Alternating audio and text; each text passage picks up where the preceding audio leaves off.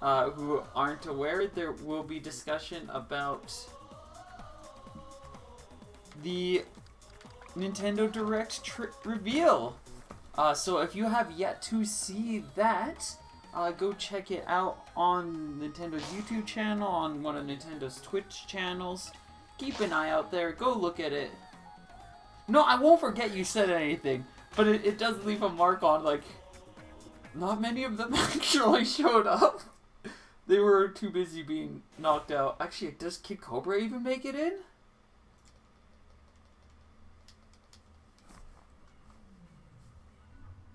Alright, we are set up. We're gonna have Yam facing off against Yoshi Bowser. Yam going in with the default Min. Let's go! It's taken me a long time to warm up to default Min, but I do appreciate it a lot more. Even before the Direct happened, it's a very technical, but it's a very versatile loadout. You have a lot of coverage, you have some good pressure options, and some really good punish tools. And it really does lend into Min-Min's kit.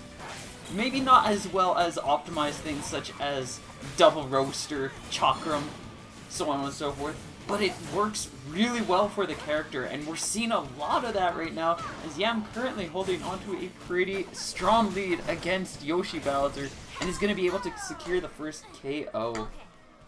2/5 of the game. Exactly 2/5. That is... So we're not even a third! Wait, no, we're a little bit more than a third. Sweet! We did it! We did it, Reddit! We got more than a third! Oh, some nice patient play, waiting things out. Yam finding a perfect chance to throw out that rush and is going to score a heavy amount of damage and quickly knocks Yoshi Bowser below half health. Also, apologies in advance, I might be trying to eat some of this food while we are in the middle of matches. So you might... Oh, I could move the food over there, and then it's not going to be... I mean, let me know if you hear it in the first place. Like, you probably hear the spoon connecting with the plate no matter what I try to do. Then just under half, 46%.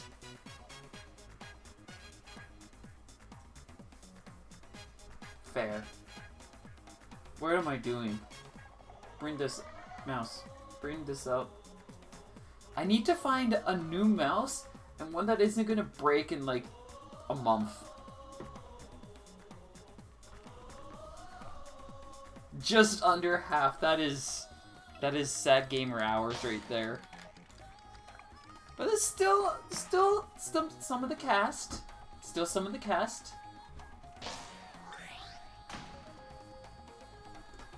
You gotta appreciate what you can. I'm gonna move my food slightly further away while I'm mixing it. Oh, wait, Yoshi. Yoshi has joined with default Min. Let us go. We have a Min default mirror match. We've got every default arm getting some representation. Yam going in double dragon, Yoshi going in with the Ram and Megawatt. Why are you... You're not bad at remembering things. Like, it's a weird number that we have for pedantic. I like those numbers though. And Alu, it's being so obsessive with numbers which makes you so scary, especially in games like Steam Hounds, where you could just be like, oh, I see. I want to do this because it's based on these numbers. And then you trample people. Just like, Yam's actually taking some serious damage. Oh, Yam is the double dragon! I got confused. Yoshi's going Megawatt Ram. Yam is doing pretty solid with this loadout, but Yoshi's starting to find their way in. Oh, a nice reach with that grab, and Yam back in the game. Looking for one final hit to take Yoshi out. The dragon nearly connecting. Megawatt doing a good job of blocking, but it only holds out for so long, and Yam gets the KO. Is this what happens when you do maths in college? Maths in college is nice. Oh, Yoshi! We've got... Taking away all of that representation. I'm going to go now. Megawatt Ram. And Yoshi just going ham with the megawatts. Double a watt on the field. That is lots of shots. Lots of combo potential. And lots of heavy, big balls of damage. Yeah, I'm just trying to work around this, but the closer Yoshi gets, the scarier it is. But a nice catch with that grab allows Yam to get back in the field, ready with a rush. Could be pretty powerful. Yoshi gonna be the first to throw out, and the first Megawatt misses the second one, boxes with the other, and it's gonna be the Ram carrying out. And now this looks pretty lost for Yoshi Bowser, who's trying to find their way in for some more damage. But these two Megawatts just too slow to keep up. And with that, Yam will be advancing 2-0.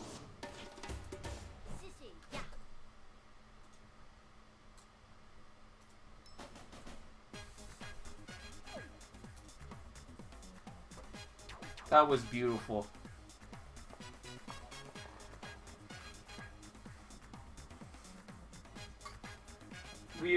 This is what a way to celebrate. Default Min. Praise be to the Lord Yabuki. I just realized you could perform Yabuki. Somebody needs to perform a Yabuki in Smash. We need that. Especially if Spring Stadium becomes competitive and the hazard's on one, even for one bracket.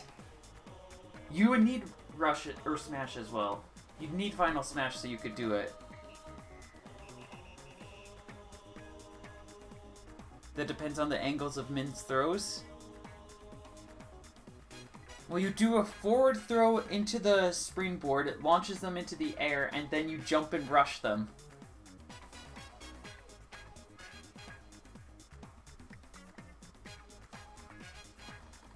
You're probably right, but I'm still hopeful. Alright, my food is properly mixed.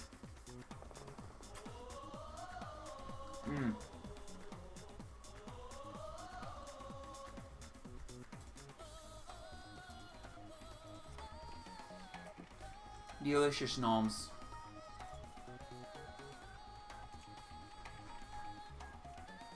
Let's see, we've got her in here.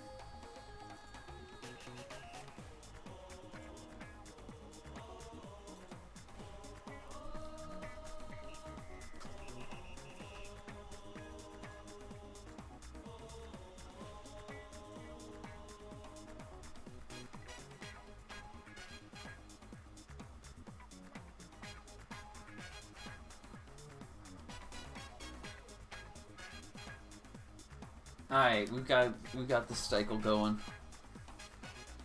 And it looks like we're gonna go sparring ring for this match. We only saw forward and up. Up doesn't seem very useful. I didn't see how much it launches, but up could be potentially a combo tool. I know her up tilt is actually pretty banger. And you could just lead into a couple of chains, into a Nair or two. Alumento going in with the Min. Not going defaults, we've got a Sparky and Roaster on the field though, and Kosa going in double Nate on this brass. Just looking to pummel, looking to blast down. We do have defaults, as those two nades are pure base for brass, but it doesn't really... It's a different kind of default. It's a very different kind of default. And we're seeing just how different it is as Kosa is trampling Alumento down and has managed to knock them into critical. Now comes the rush, and Alu not going to be able to recover in time, takes 260 damage, has rush advantage going into the next round, but Kosa getting that first point.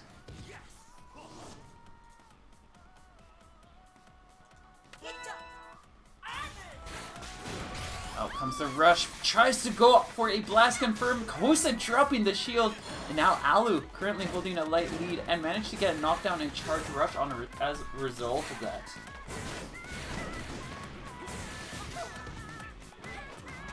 Out comes the double punches, Kosa trying to find a chance to build up, and that leap into the nade.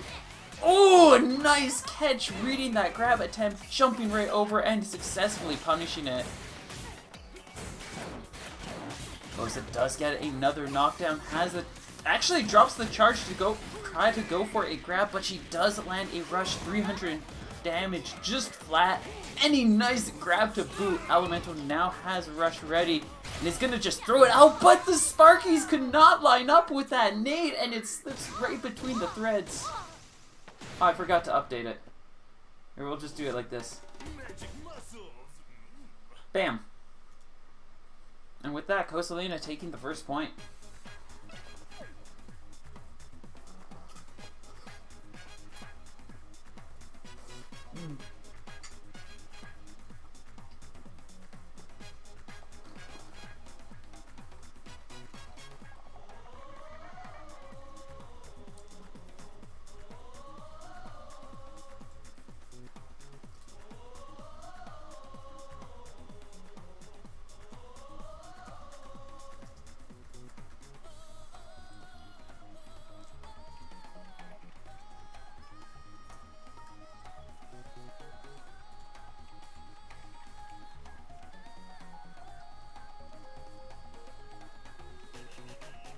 Down throws are usually combo starters. Down tilt is clearly... Yeah, down tilt is very much a combo starter.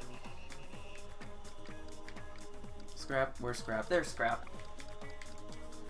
Hello, Stone Ant. Many welcomes. Ah, coming in from the world of Junior. That is a beautiful Guardian.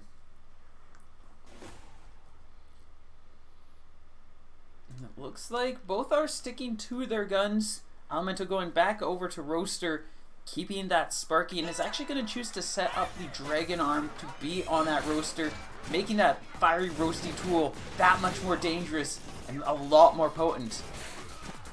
Starting things off this round, that Dragon Arm doing a very solid job of jabbing and punching, but Kosa just keeping up and is going to be able to land a grab, getting her that buff. A backflip just going to be slightly mistimed, meaning that a safe deflect. And Kosa just kind of rolling with things here. Goes for another grab, and Alumento could not line up the shot there. We are seeing Brass at his best as Kosa just kind of running rampant and free here. Another knockdown, that's going to be a buff up. She's actually going to choose to, again, just throw out the grab. It's starting to become a lot less of a mix-up. And more just the par for the course. A nice grab, Alumento being able to secure 150 damage. Can potentially KO here, but throws out the punch. And Kosa leaping right into the air, throws out her rush. Or throws out her grab, and is going to secure another point.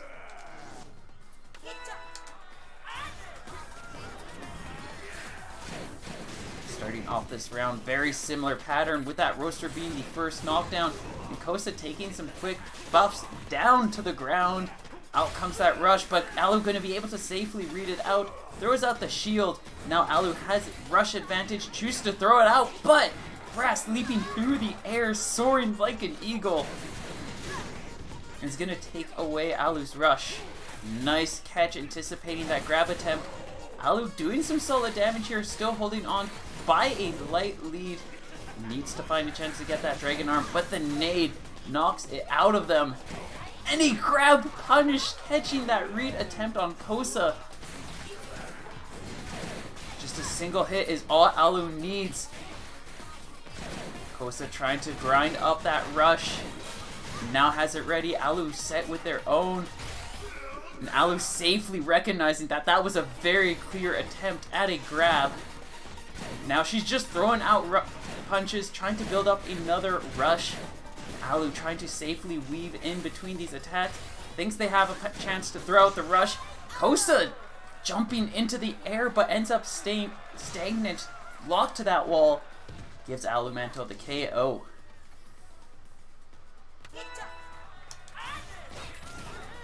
Heading into this next round, looks like we are starting off with a similar pace as that grab whiffs. And Alumento doing a sizable job of just boxing and pressuring her out. And another roaster connection every single time that charged roaster hits. It's slowing down Kosa's rush generation. You can see firsthand how powerful that is, as Kosa now has a moderate rush lead. Or Alumento, yeah, and is not even going to need it, as one more charged point poke in the face is going to allow Kosa to get knocked down and brings the score to 1-1.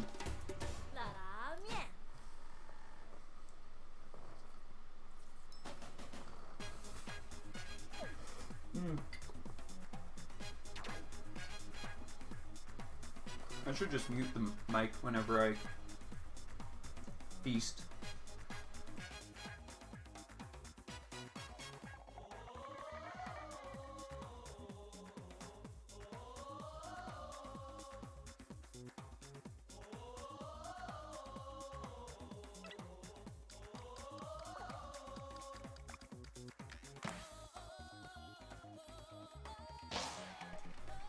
Alright.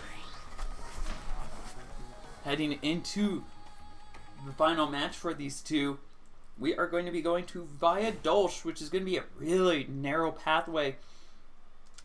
I can see this working out for Kosa, but a lot of how these first exchanges are rolling out are really in Alumento's favor, as if whenever that first roaster connects, now Kosa has to fight back in disadvantage. She has a lot less ground, and now she doesn't have the movement options either that she had in Scrapyard. Trying to find her way out, and that low ground is also going to make it a little bit more difficult for her jumps to really shine here. And we're seeing that as she's struggling to leap over these hits right now, and Alu just continually pummeling her down. This is not working out as a stage counter pick right now. Finally gets the knockdown. Kosa trying to build up, but she's going to leave herself very open to that rush, throwing out a desperate grab attempt, trying to find some tempo. And Alumento just gonna dive right in, follows it up, gets the KO. Alumento now at match point. This round gonna be much more in Kosa's favor, as she quickly dives in and takes a quarter of Alumento's health with a good 1-2. Forces out the rush, but that is a lot of damage going into Alumento's face. Finally finds a chance to get the knockdown. Gets a shock, and is going to follow up with the grab. Alumento only at a third of health, but is going to keep this chase going. And right now, Kosalina locked into a corner, running low on health, finally finds that knockdown, gets a buff up. Knockdown again, and this is KO range for Alumento, who just needs one good rush. You can see Kosalina trying to be cautious of this, but throws out the nade, a hard whiff, and Alumento charging right through and claims the match point, and will be advancing 2-1 against Kosalina. I feel like I'm too loud.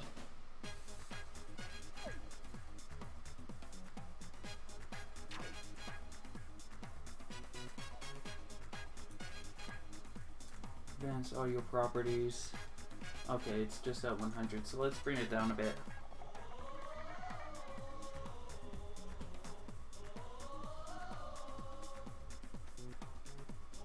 Might be a little too sharp. Let's do that.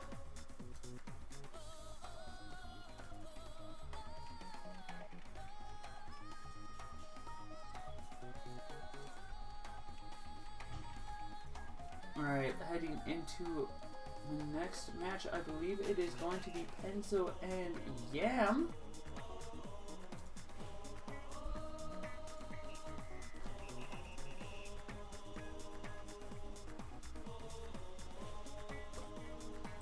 For our next debut match, which I think Penso said he wanted to go default min, which means we're going to have a default min mirror match.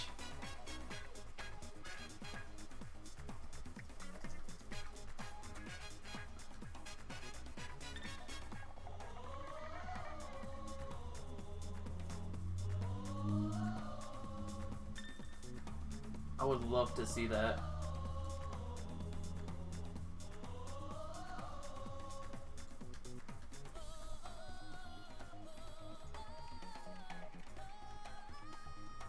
Stream keeps stopping for you?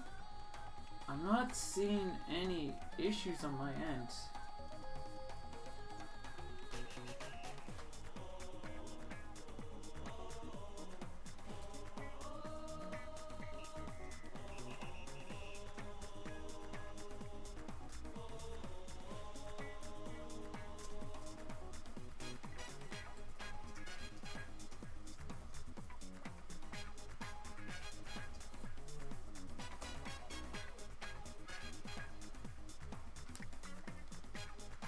It's just that you're getting an error. Alu, the issue is just your Min is too good. That's the problem. Your Min is terrified, and it's scaring the stream, so it's trying to stop you.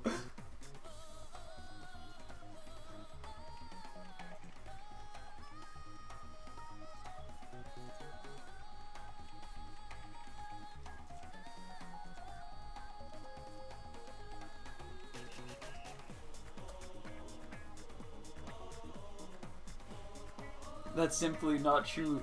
You saying it's not true is simply not true. Your Min is good. I like it.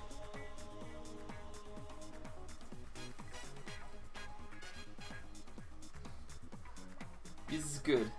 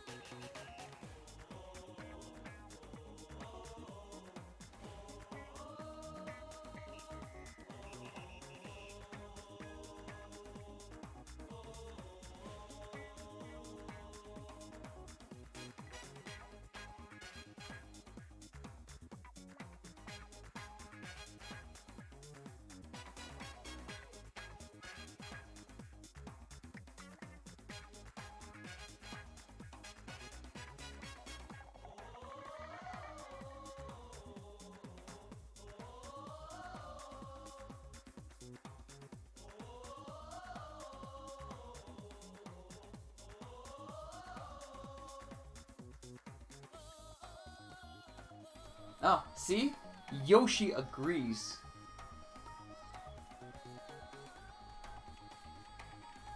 Yoshi agrees. It's scary. Beautiful and scary. Okay, I'm gonna continue eating one moment.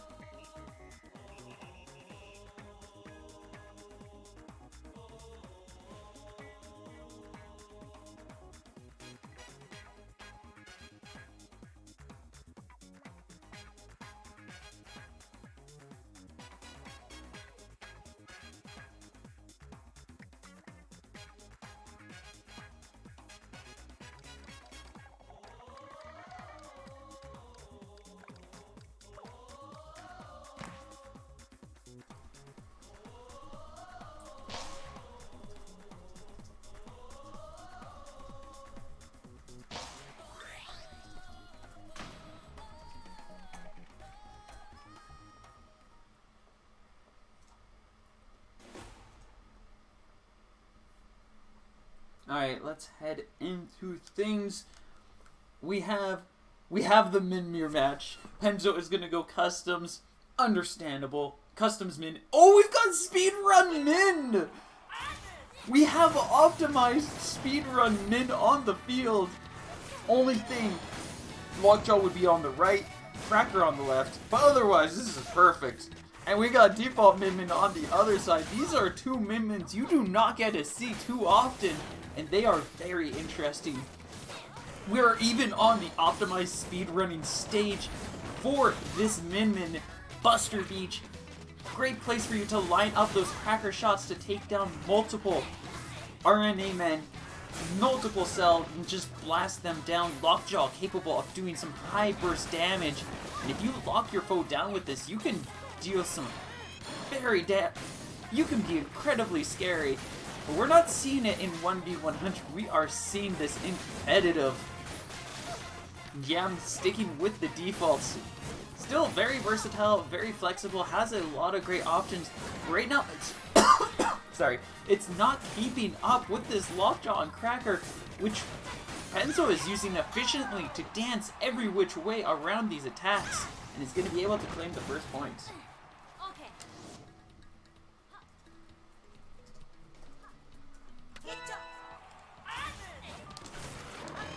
I love this.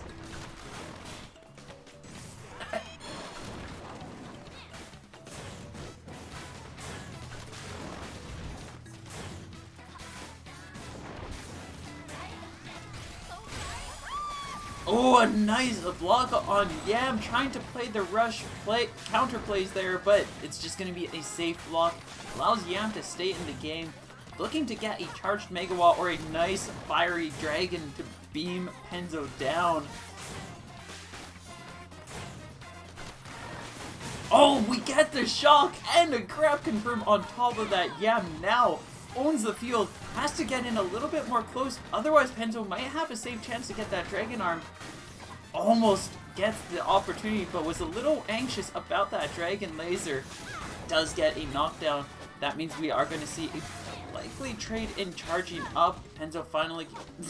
Everybody is backed up max distance. Nobody wants to touch the other side as they both are trying to find that Dragon Arm. Penzo finally finding a chance to get that charged up. But Yam currently holding a sizable lead and is going to be able to secure a KO with an excellent rush confirm.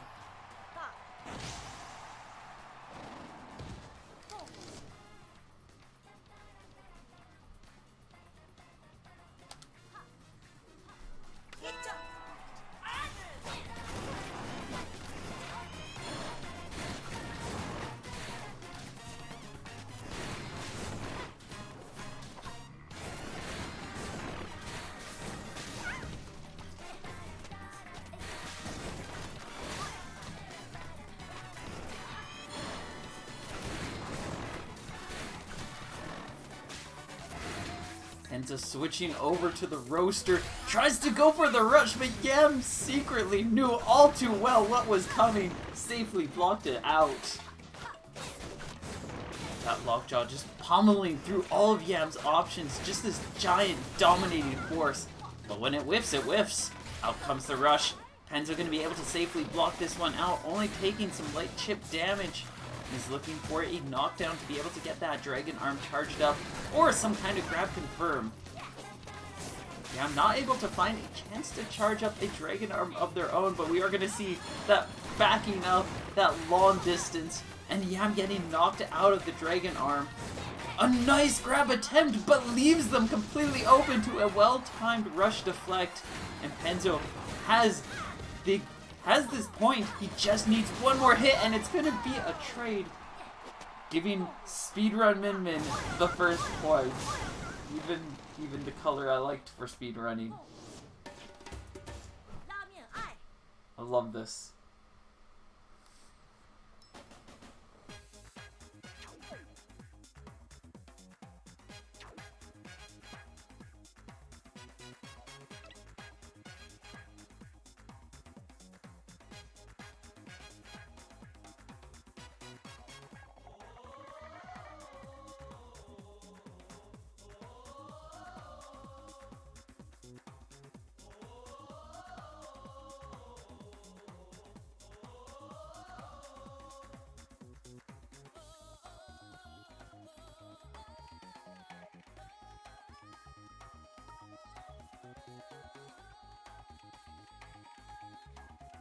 Oh, it's Sprint. Hello?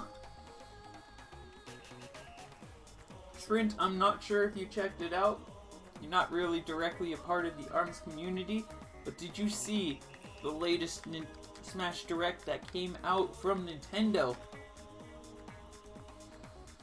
Because at least as an ARMS fan, it was pretty hype. We enjoyed it. Is there ARMS news? There is ARMS news! So, if you're fine with spoiler words, I will say them, but otherwise, an ARMS character is going to be added into Smash Brothers next week. Spoil you? This character, the one we're seeing here, this mirror match, is in Smash now. Specifically, the one Yam is going in with that very same loadout. Min Min is now in Smash. Will be. She's in Smash officially in versions that we do not have available to us. But she is in Smash Brothers, beyond being just a sticker or spirit. She will have the stage Spring Stadium going alongside her, and we've got a remix of Ramen Bowl and the OG theme coming in. So it's very hype. Just as hype as this match going right now. Yeah, I'm trying to bait out the rush, but ends up getting caught by a grab instead. Enzo currently doing a sizable job with his pressure and poke play. This chase just working out so well in their favor. And his default min just cannot keep up with these 1-2 pokes. Finally gets the knockdown. That Megawatt is charged up. I think Yam's looking for some kind of rush catch or punish. Maybe just a stray dragon poke is all they need though. Enzo trying to force their hand. Another grab catching that rush punish or rush bait. Yam just trying everything they can to get it out. A safe block, tries to throw it one time, but it's gonna be a whiff, and Penzo with the second meatball will get the KO.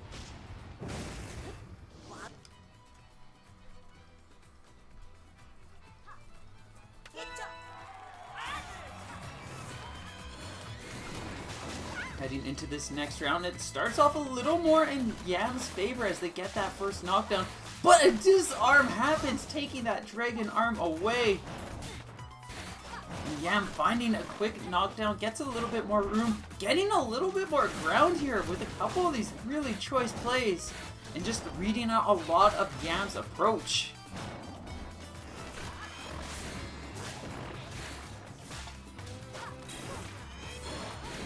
Another disarm on that dragon arm, and Yam once again loses the high potency that tool leads. And Penzo gonna punish out that rush attempt, evening these odds and putting them in advantage with a dragon armed lockjaw at the ready. And disarm finally comes into Penzo's way, gives Yam a little bit more room, a little bit more time.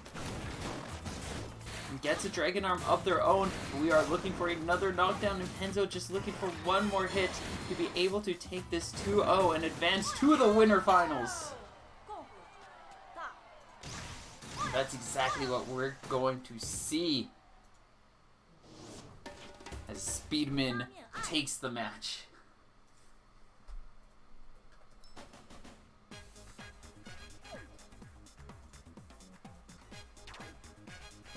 Alright, I think it's good to go back in here. And let's head over to... There are seasides? Oh god. Oh no, Alu, I'm sorry, I spoiled it for you. Oh no! Yeah, spoiler alert, there's seasides in Celeste! There's also fan-made sides beyond that, and those are... I haven't played yet. But they look horrible. In the most, not horrible ways, but the very intense and dangerous ways. I'm sorry for ruining this I'm sorry for ruining your day, Alu. I know you were enjoying it with the Min reveal, but now it's been ruined because of the existence of seasides.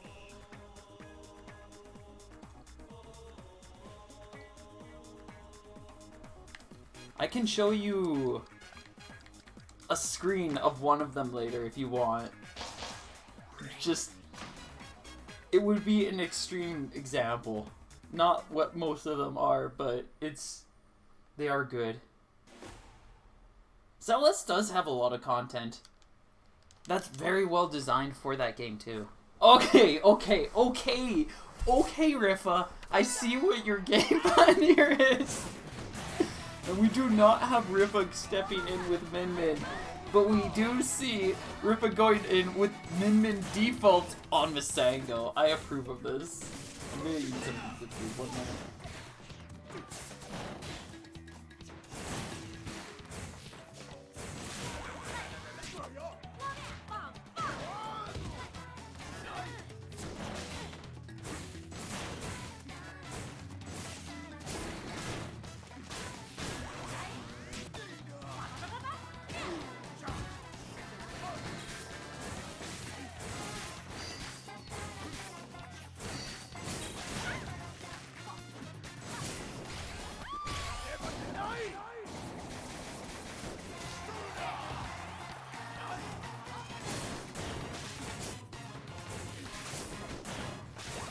Oh, Rifa with a really nice trade on that rush managed to get the knockdown, but it just was not enough.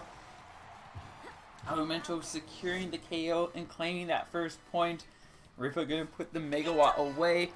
Slips on the dragon.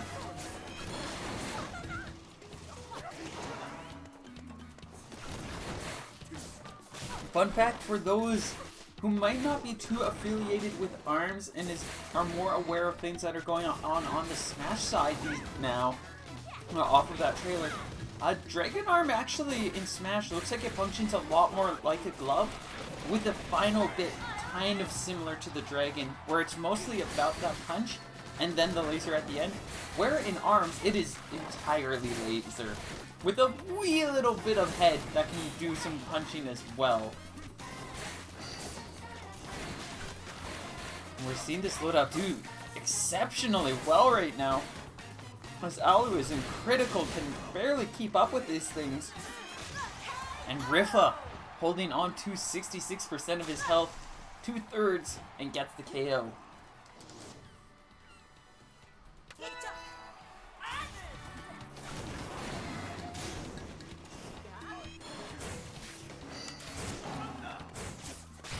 Out comes the rush. Alumento making a wise call there, recognizing that if he waited just a little bit longer, the Red Mask could have stopped him.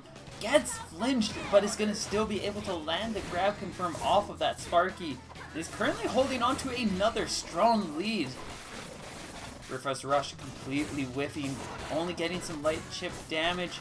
Has to be careful of that Sparky, but once he gets that Dragon Arm knocked down, just needs to keep pressure and prevent Alu from getting charged arms, and this is very much in his field then. The Roaster gonna come in and knock him down though. Rifa just trying to find some ground. We do have a rush ready in the wake, and out it comes. Safe connection, and Alumento claiming the first point.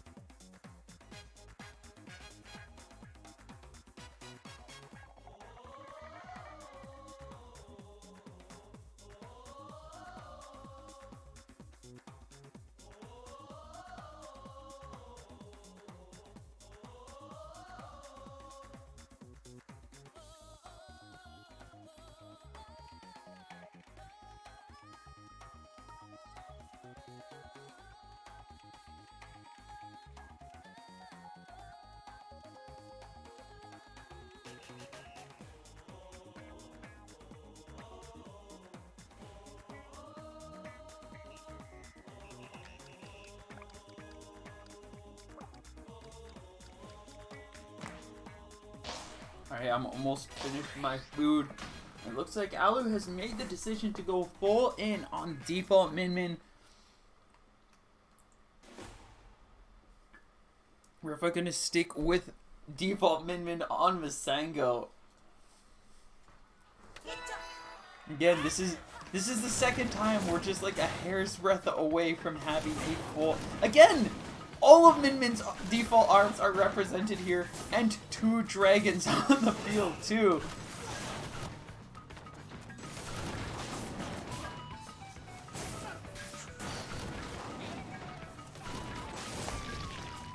This time, Alu currently holding on to a light lead. Or once again, as they were able to secure that first point, slowly poking and chipping away at Rifa's health. Rifa trying to find a way in, sees a beautiful chance to just power through with the yellow mask and a heavy 335 damage. Allows him to even the odds and set himself up with a light lead. Trying to keep this pressure going, trying to go in for these pokes, but that Ramram still being a little pesky, and that Dragon doing some good job poking him out.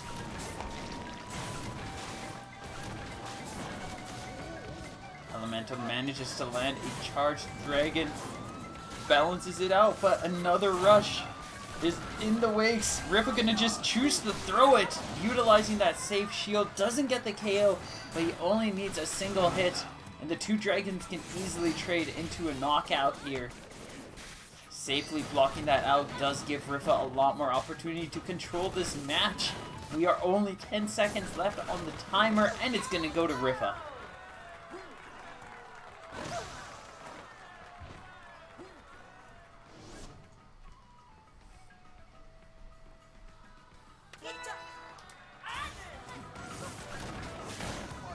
Diving right into our next round. It looks like we're gonna have 2 megawatts this time instead.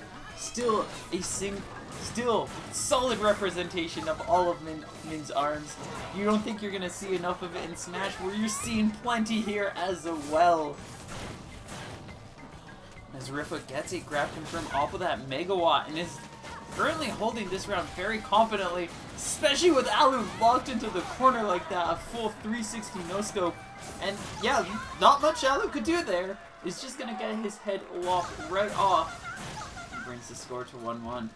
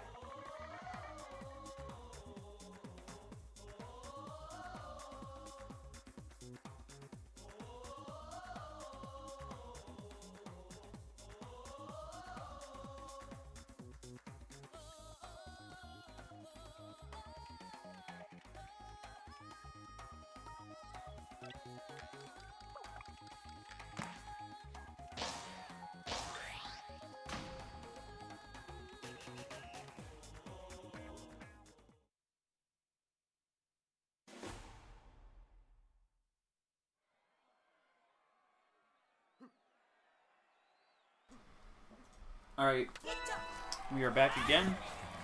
Score is 1-1. Rifa starting off with the first hit and second with that Ram. Setting himself up with some nice lead, some good control. This blue mask definitely really helping out, as he can do a really good job of just zoning and outpacing everything Alumento's throwing out. With that short hop, guaranteeing that Ram is going to lead into a knockdown. Normally, it does require 2 hits to be able to knock your foe down. A charged firearm is guaranteed to get the knockdown though. Or, if your opponent is suspended in the air, you're not going to be able to get the knockdown either. Or you will immediately get the knockdown in that case.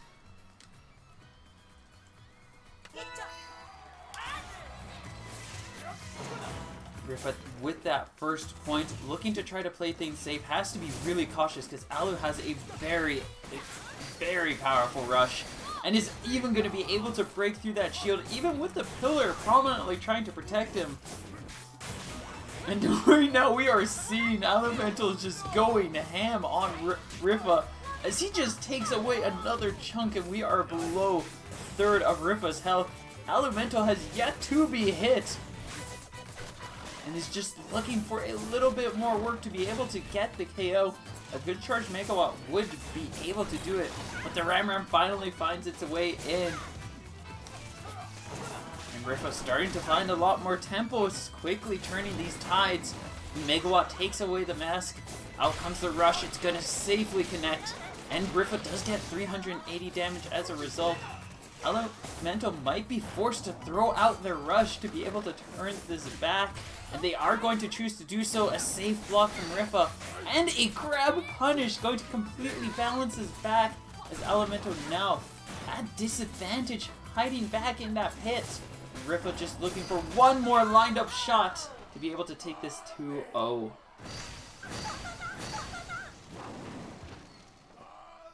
Hello, Atom. Hello, Mystery.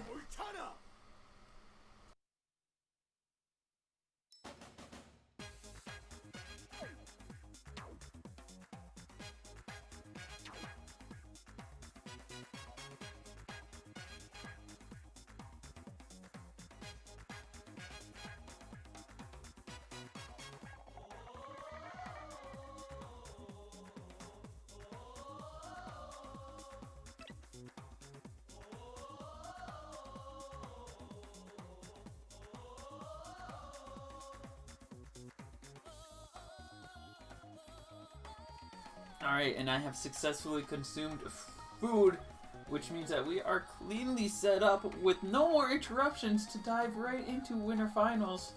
Rifa will be facing off against Henzo. Together we make one whole Min-Min.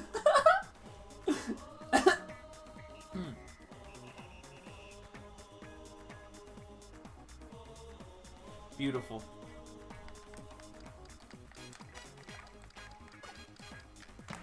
That is true teamwork right there.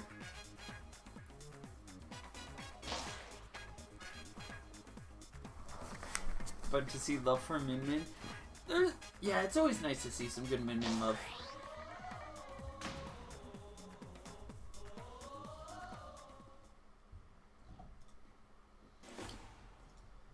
I could say there's never enough of it, but she is the most popular ARMS character, even going so far as to be the most popular that Ibuki loves her as well.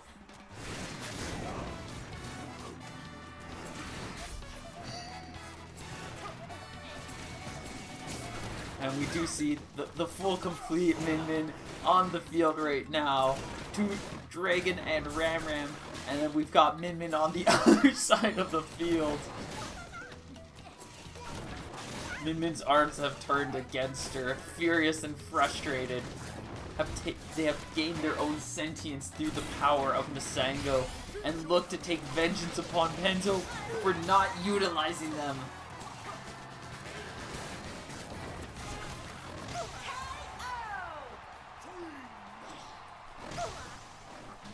Oh. I am actually... Like, I knew it was coming, it was obvious, and it wasn't like... The thing I really like about that reveal trailer is it's more a slow burn of building hype. Where usually what happens is you get Banjo and Kazooie, and then there's like violent, rampant screaming. And then Sans happens, and there's violent, rampant screaming. And then you kind of forget about it for a little bit until it officially comes out. Like, maybe you'll talk about it during the day of, and then you just kind of like, oh, okay, let's move on. But like, Min-Min was very well anticipated by most of the community. You called Min-Min when the trailer first started. A lot of us called Min-Min once the Party Crash Bash ended, and she won. She probably would, from what it sounds like, she might have even got in even if she didn't win that. But the fact that she won that just makes it all the more fitting.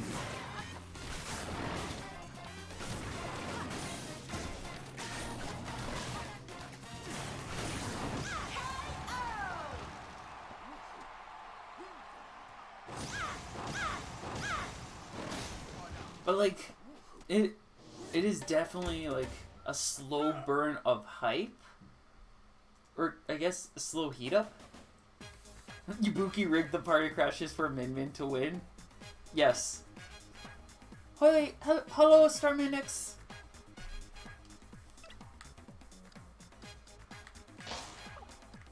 Nobody's picking Spring Stadium or Ramen Bowl. This is poopy. But, like, the more time I have to kind of sit and process things, the more hype I am to see Min Min actually make her way in to Smash. Because, like, I was thinking about it before where it's like, it makes sense she's probably going to be the most natural fit. And she probably is. But, like, the way they're doing things, too, like, I never thought, even though it makes perfect sense, I never thought of, like, special just being more punches. It makes no sense! It's gonna, like, it's all, like, to play the ARMS character, it's all about footwork and spacing and timing those two punches together just like ARMS! Is this EU only? That is correct. We do have an NA bracket coming up later.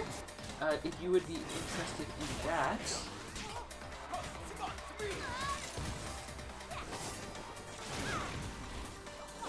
Here, I can drop a link to that one. It's quite a whiles away, but it's still coming up. Might be fun. Sakurai saying Min Min is in Smash because you said so. Exactly! I mean, Min Min, she just works anyways. I'm not gonna argue. It's a silly reason, but it's like, you can't argue. Min Min's gonna be super fun. I wasn't I was thinking that it'd be likely for me to be interested in playing the ARMS character in Smash, but it really had to be somebody like Min Min or Mechanica, where I can see them working to a way that I can have fun with, for me to really have interest in that. And that's exactly, we got Min Min, so it's like, okay, I'm gonna seriously try her out. I love Inkling, but Inkling's gonna be taking a step back for a bit. So what my character cast? I kind of like Banjo, but I wouldn't consider them like tournament use. That Vault Boy creeps me out, man. That Vault Boy creeps me out. I don't like it. I don't like him. I'm fine with other people being excited, but I don't like him. He makes me unsettled. So yeah, my main will probably be either Min Min or Inkling, with the other being secondary. And then Robin being like my last pocket. Sans head and Vault Boy costume incoming. Please gods no.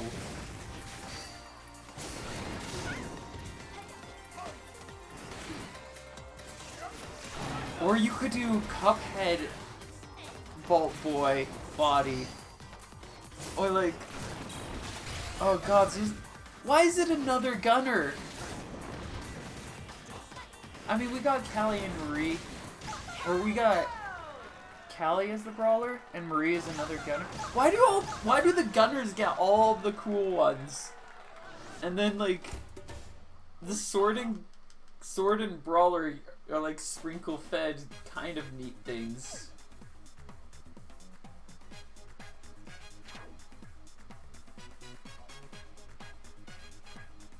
Hi Hachi from Tekken. Hi Hachi is pretty cool. My dream pick, Madeline, did not make it in, which is, I'm so angry about my dream pick that would have no concern about.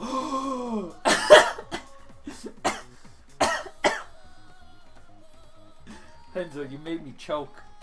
I hate that stage. Oh. I hate that stage, but okay.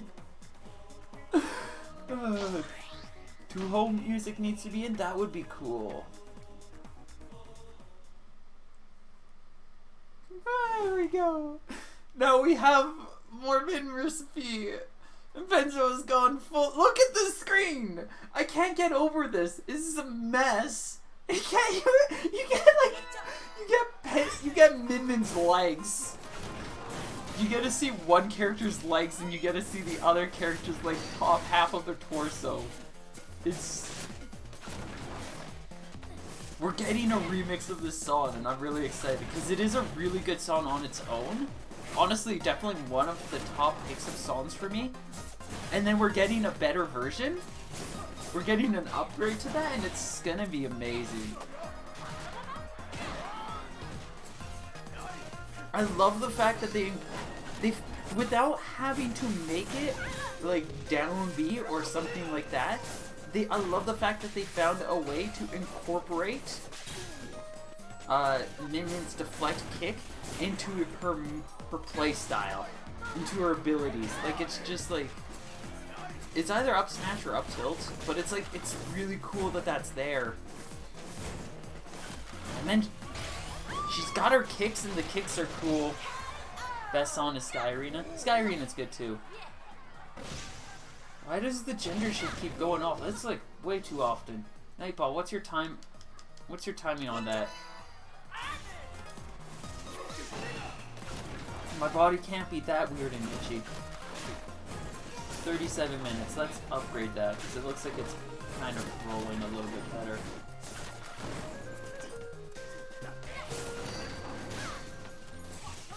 There. I've extended it.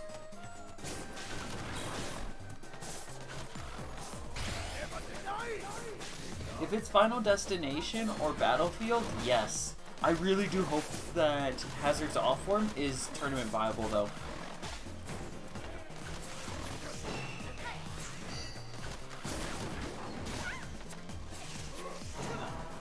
Glad to see I'm still playing ARMS. I'm not playing right now. I'm streaming it. I'm being a tournament organizer. We're doing tournaments here. Up smash and neutral is gonna be OD. It is so good. Alright, there we go. We got our ramen bowl.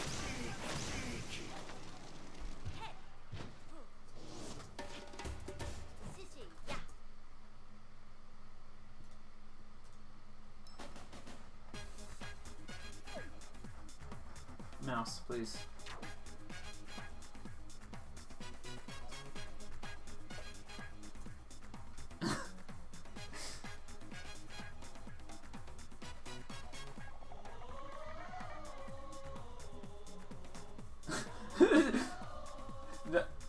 Guess we need spring. Exactly. Yes. Perfect. We're going to spring. Guess we need spring now. Yes, we do.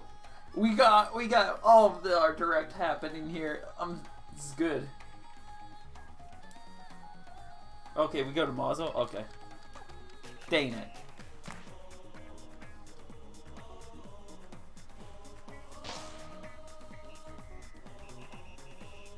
Had to go for the me because Mileve said it was allowed. Okay. Looks like we'll just stick with Mausoleum. That's fine.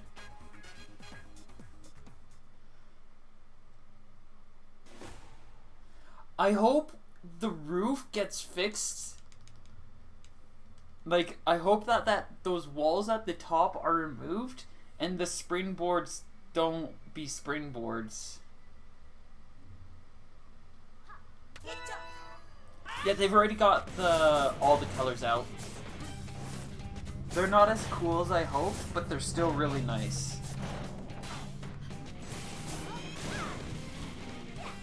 Like, I'm pretty sure I was just like, they're cool.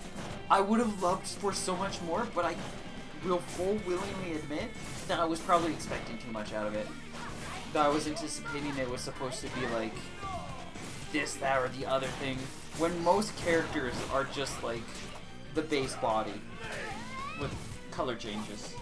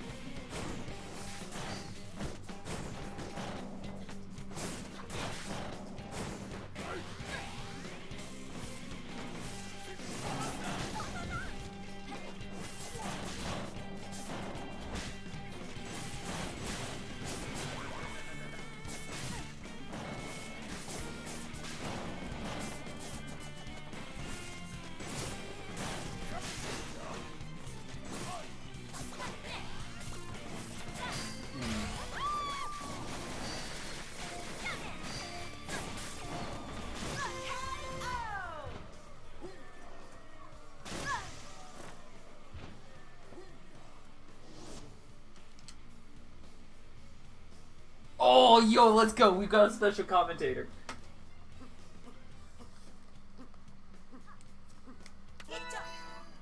Okay, we're just gonna do that.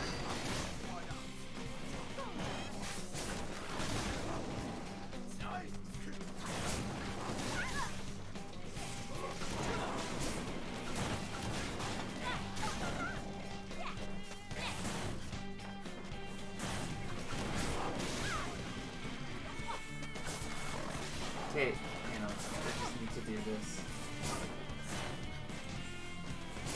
There we go.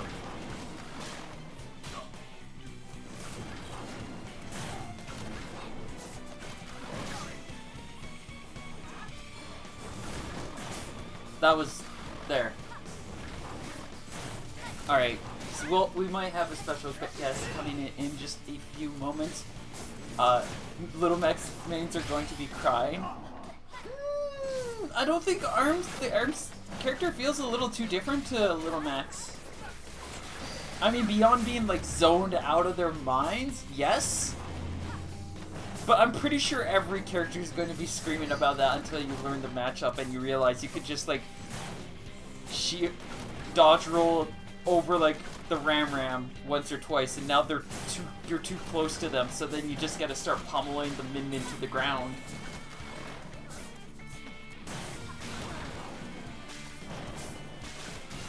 Yeah, no, they would not be able to do that. Like, just looking at these two characters, imagine trying to make Misango and Min the same. It would be awkward. Like, and then had Kid Cobra making the same movements as these two, and Master Mummy, and Brass. Like, it just doesn't seem like you could kind of make it work, but it feels like all the characters just lose their energy. And that also means you can't see really cool character traits like Min having her kicks, which just adds so much more. Oh, the boxing match is gonna work out in Rippa's favor. 255 damage.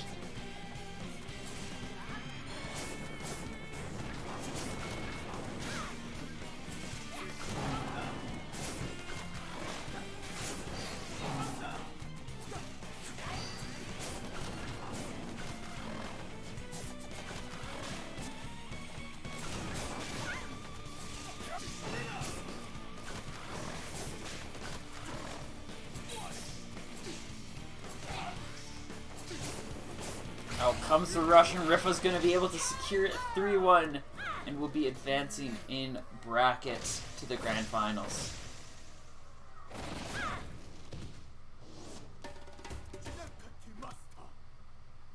My mouse is not moving. There we go.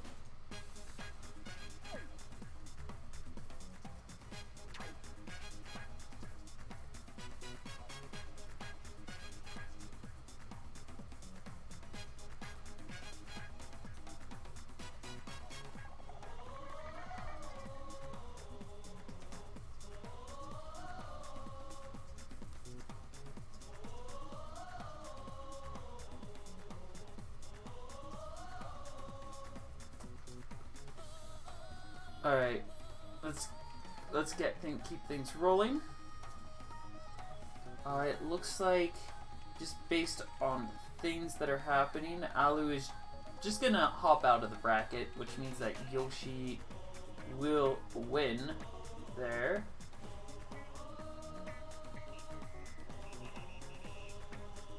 Which means we can dive into Yam Yoshi. We can get the double Y, as Yam was able to take Coastalina out 2-0.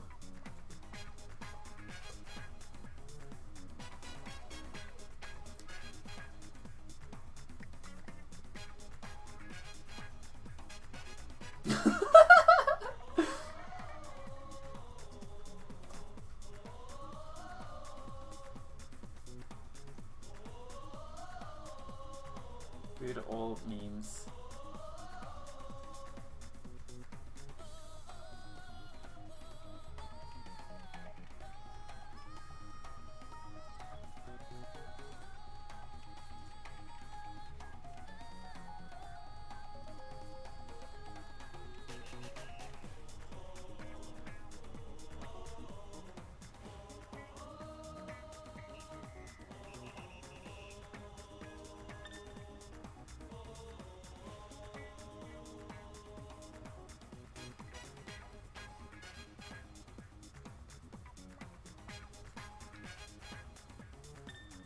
Alright, we got them in.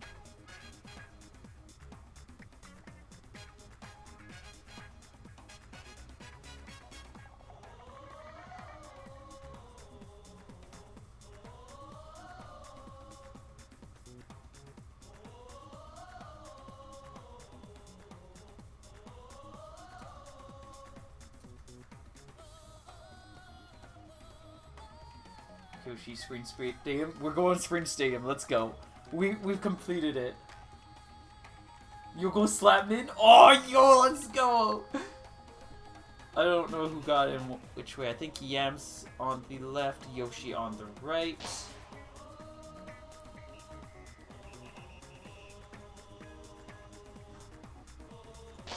Nope, other way.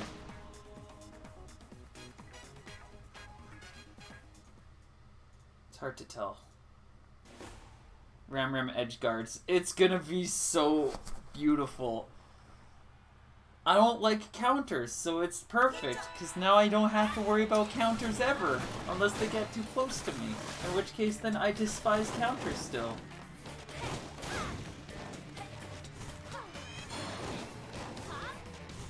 Okay, let's lock some things.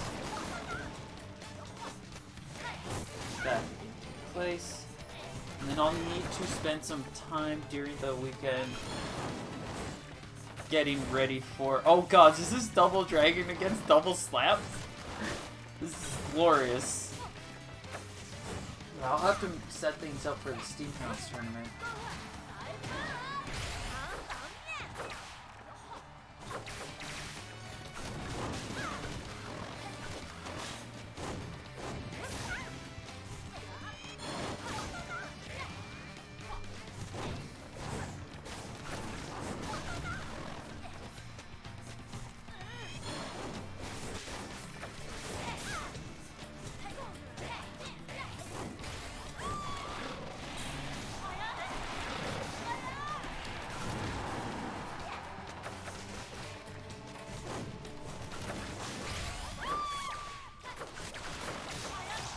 Nice slap rush.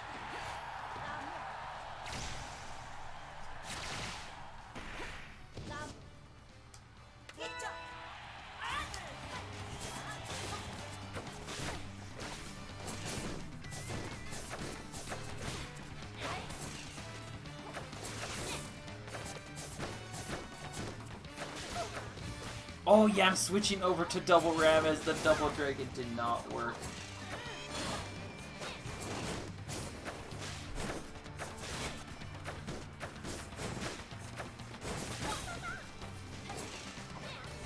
Out comes the rush. Yum! Yoshi gonna be able to safely block it out.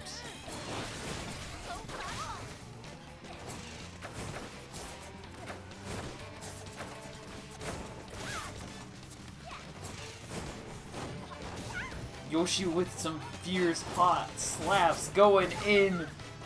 Yam is just rolling through Yoshi right now with these double rams. Tries to go for the grab confirm, but it's not gonna work out.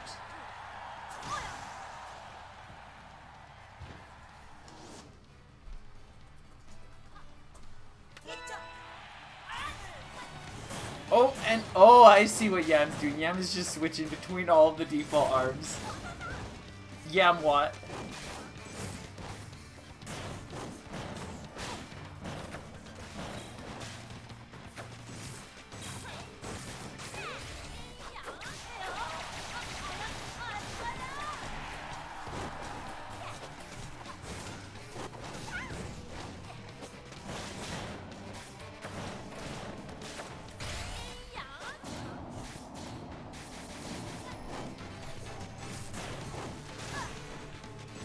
Alright, these megawatts are just pummeling poor Yoshi down. Look at this giant heavyweights.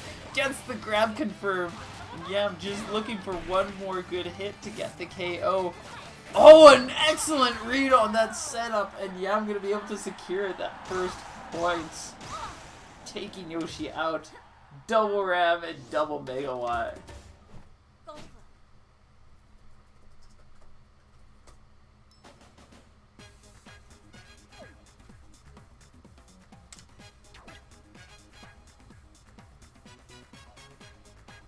Alright. I got it. I've got it. It's good. Unless they want to go somewhere else. I'm fine with that. Yam is open to every stage. Where are we going? We can't go to Pizza Hut because they're bad. We can't go to McDonald's because they're bad. But we can go to any of these stages.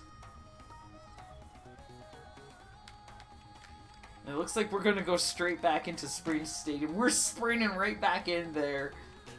The comeback kid is coming back with this stage.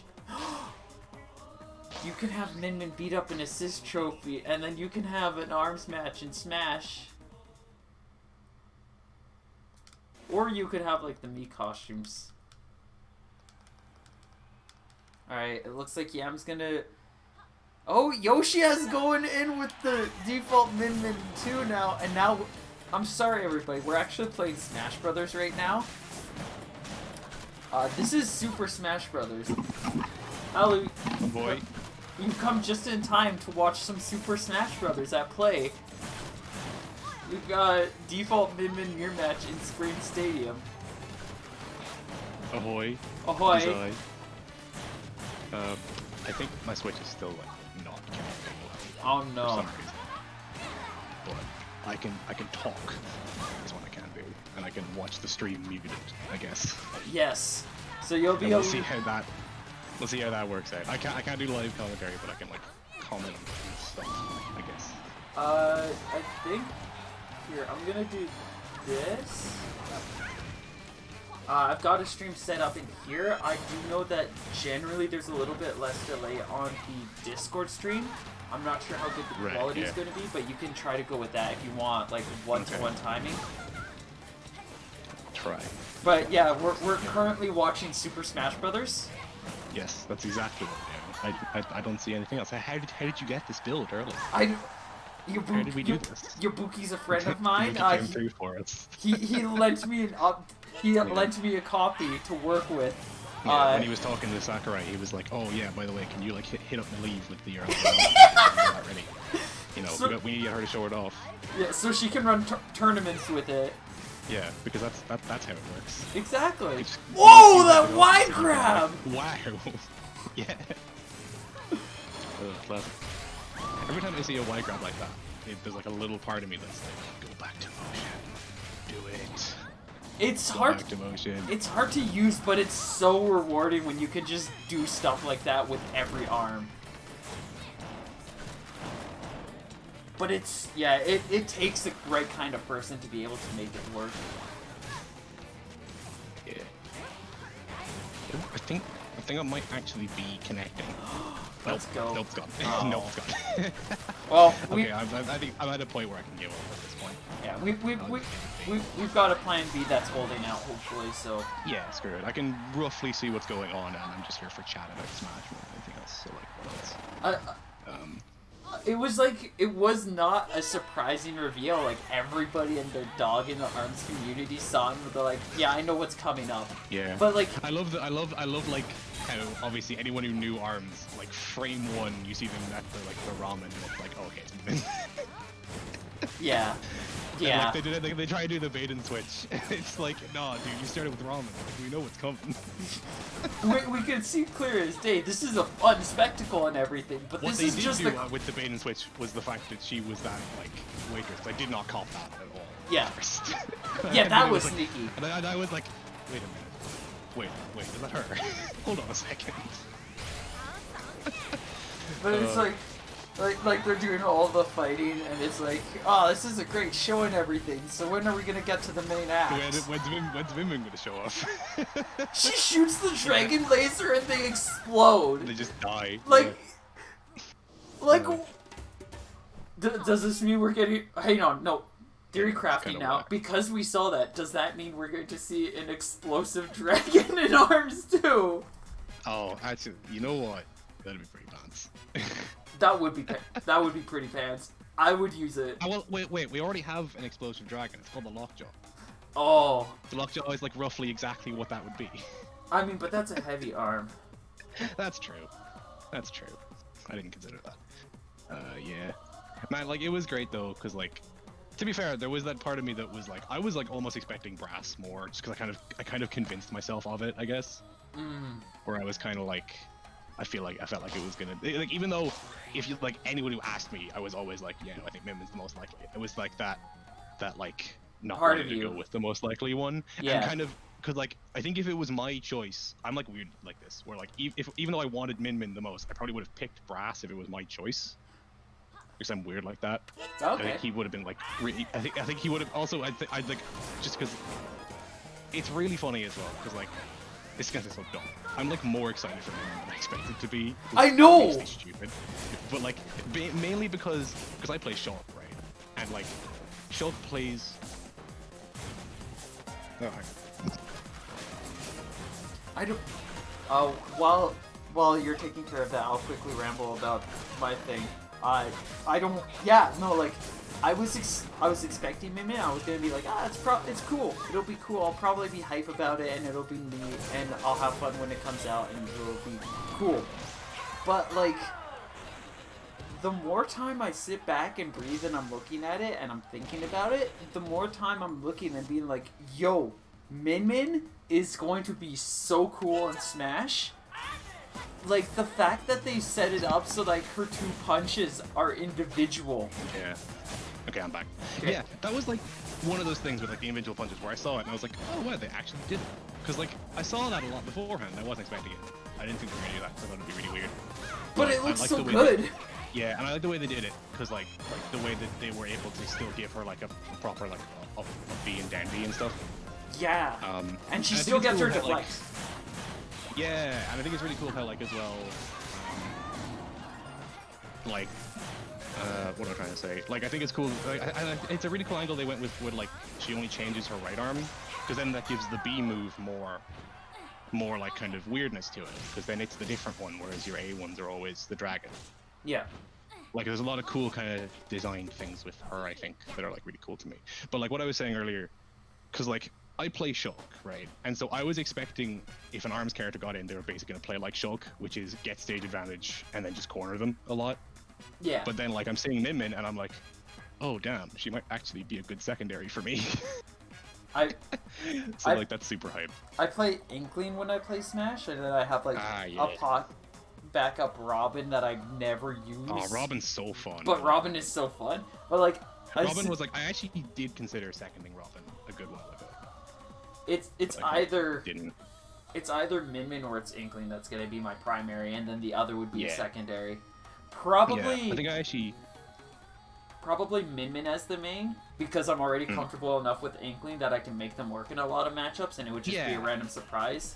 But that means that I have to, like, click with Min. The horrible thing though is, like, I'll go into, like, my playstyle is gonna be entirely different depending on, like, I'm, like, going in, like, it'll be the clearest read where it's like, I'm going in Min. So I'll walk in, I'll be like, hold on, I need to check my controls. They'll be like, why? And I put L onto standard, R into special, and I set it up like ARMS control. They're like, what are you doing? I'm like, I'm playing ARMS. Oh god, I actually kind of want to do that. Oh no. I'll have to do that. I have to do that. Put ZL as attack, put ZOR as special. Oh no, I'm not gonna do that. I'm not gonna do that, but that would be funny. I have to do that. No, I don't think my brain will work otherwise. That would actually be a good meme. It would be an already good meme. It's not a meme. I have to do that. My brain won't let me. But yeah, I'm like really excited because like I was expecting Min to be like, I was expecting to pick her up wherever she came out and be like, she's really fun, but I just enjoy Shulk. But now I'm just like looking at her and I'm like, if nothing else, she's probably gonna be really good against Snake. Yeah. So I'm like, yes, yeah. Like I'm just like, I can just punch through grenades. Oh my god. Because Snake is that matchup for Shulk, where it's like, I just don't want to deal with this. Okay, hear me out on this. Motion controls works in Smash, but only for Min. This is like the meme with Ryu that like they make like a fight stick just for like Ryu and Ken for they've literally I guess. They've literally done that with Min here. It's true, they do have like Like, Yeah. he's so good at translating things into Smash It Brothers. is. It's crazy. Like, I'm looking at him and I'm like, I've played like 400 hours of ARMS, and this man knows how to make a character better than I do. Like, holy, like, they're so good. Yeah, And, we like, all that was, like, my discussed thing as well. ideas. Nobody Yeah. talked about, well, both arms should be different punches. Nobody saw that a talked lot, about that. I saw that a lot. Okay. To be honest, where like with like A doing one and B doing the other. I saw that. Okay, I didn't think of that. But then my thing with the characters as well was like, because obviously you have a lot of people saying they do stuff like, oh, like with Hero, where there are 4 different characters, and like, all this sort of different stuff. And I was like at a point where I was like, I have my ideas of what I want, what I would like, what I would do, but I'm just gonna roll with whatever they do because they know what they're doing, and like, I have enough trust in the Smash team at this point. Yeah, no. After, like, especially with the DLC thus far, where I was just like, I actually like, because I realized this the other day. I was like thinking about this. I was like, I actually really enjoy like all of Ultimate's DLC to play as. Sakurai and Like, his at crew least- for Ultimate is just phenomenal. Like, Banjo and Kazooie are like adorable, and I love their kit. Yeah. Banjo is fans. Like, because like even Plant, well, like, Plant is like my least favorite, but he's still probably in my like top 30, 25 in the cast, which is pretty good for a cast with now 76 characters. Yeah, yeah. You know, and like a cast that includes the likes of like Oh! where I just can't do them at all. Oh, Did you see that backflip I did kick? see that. That was Oh, impressive. Yeah, that was pretty sick. Yeah. Yeah, Mimin's kick is funny like that, where like it just comes up so rarely that when like any time it deflects anything, it's like, oh. You know we're gonna have that. See, like that's how well it's done. Is we're going to have these reactions in Smash where it's like, yo, they landed the grab. Minmin's got the dragon arm. Blah blah blah blah blah blah blah. And then it's like, oh, check that deflect kick. She just deflected down like all of the things. Man, I'm like so surprised that not only that they gave her the dragon arm charge on grab, but also that it's the only way to do it. Because like I was convinced that they would only do that if they also like I was convinced they were going to do charge like that. Yeah. And then like maybe they'd let her get dragon off a grab. And also it looks like there's no like they didn't say any way that she loses dragon. So I wonder, is it just permanent for the star? I can't imagine it is. I would assume. Like, oh, well, no, you can get. Like if you get hit maybe or something, or you lose it when you land on the ground. Yeah, like, I would, if I had to guess, I'd say maybe it's like Incineroar's like revenge, where like there's like a certain damage threshold, or if she just gets grabbed or something. Yeah.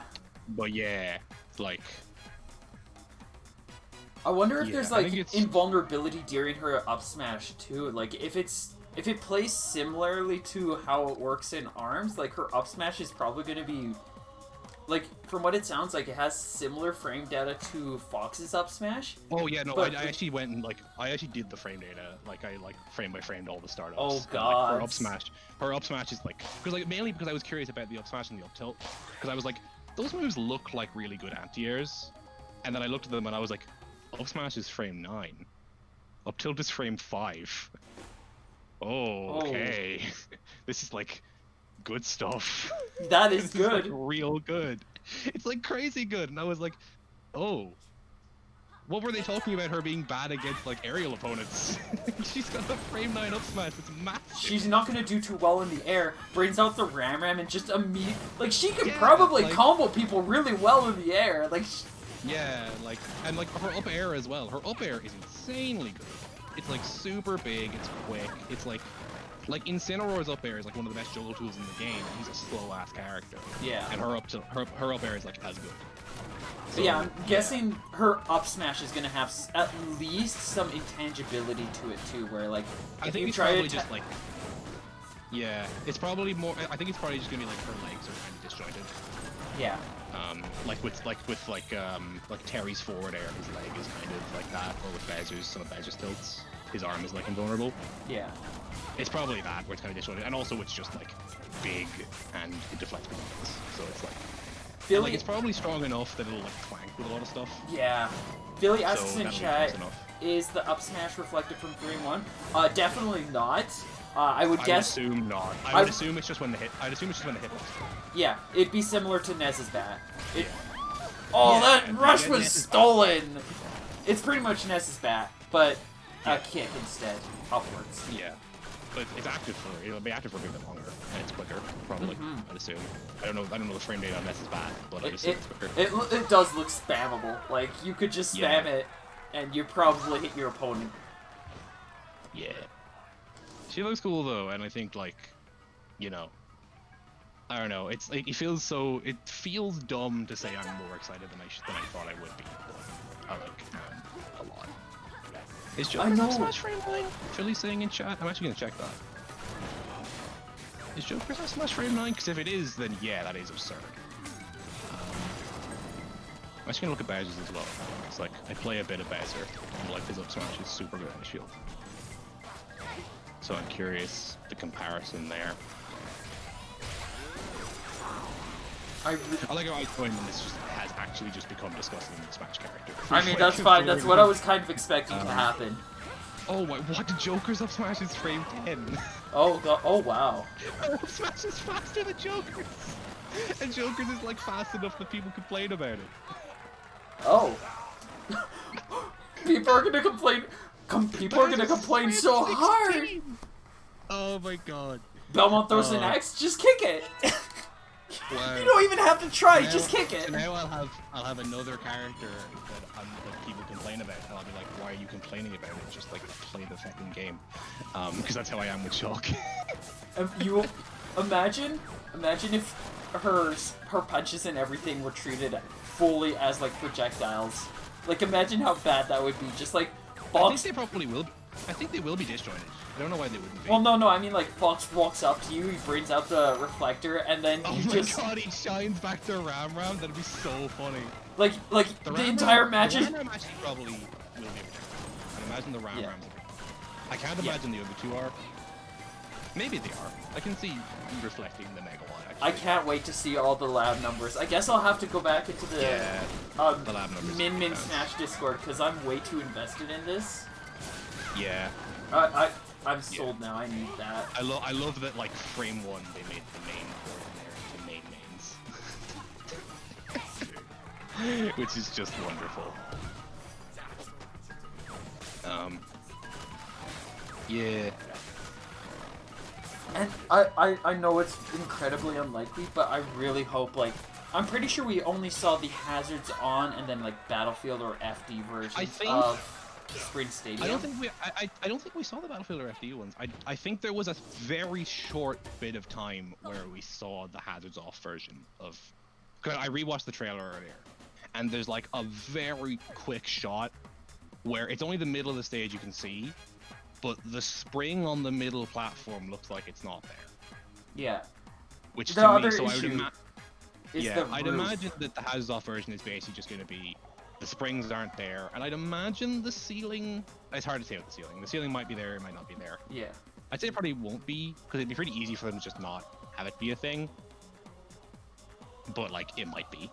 So, like, I mean, but if it's not, it probably won't be legal even then, because it's basically just bigger Smashville. Like, I'd be cool with bigger Smashville, but, like... A bigger Smash... I mean, like, I just want a DLC stage to be tournament viable. I saw Spiral Mountain, I'm like this has cool music, please. Spiral Mountain's not great though. No, it's not. Like, I get it. Like at the end of the day, if we're living in a world where Unova isn't legal, people aren't gonna let Spring Stadium be legal. Like, you know.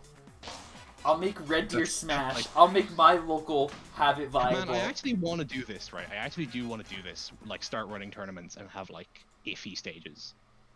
Like, borderline stages that aren't quite legal. Because I think this is like, my take on the stageless problem in Smash. And comparing it to ARMS. Because I think that the difference between... Because obviously with ARMS, like, we've had our backroom stages for a long time. Yeah. And you get very little people complaining about it, other than the odd time people complain about like Scrapyard or whatever, because it's a bit of jank or whatever. Like, but for the most part, it's pretty accepted, and you don't get a lot of deviation from it. Other than like obviously you have Era and you have like Rifa put in Ninja for mosh pit and all that sort of thing. But there isn't anywhere near the amount of debate there is in Ultimate right now, and even the amount of debate there is in Melee. Because like in Melee you have debate about like open stadiums, and I think that the problem is with Smash, specifically with Ultimate. because Ultimate has like these kind of borderline stages, is that everyone just plays on whatever the current legal stages is like the problem.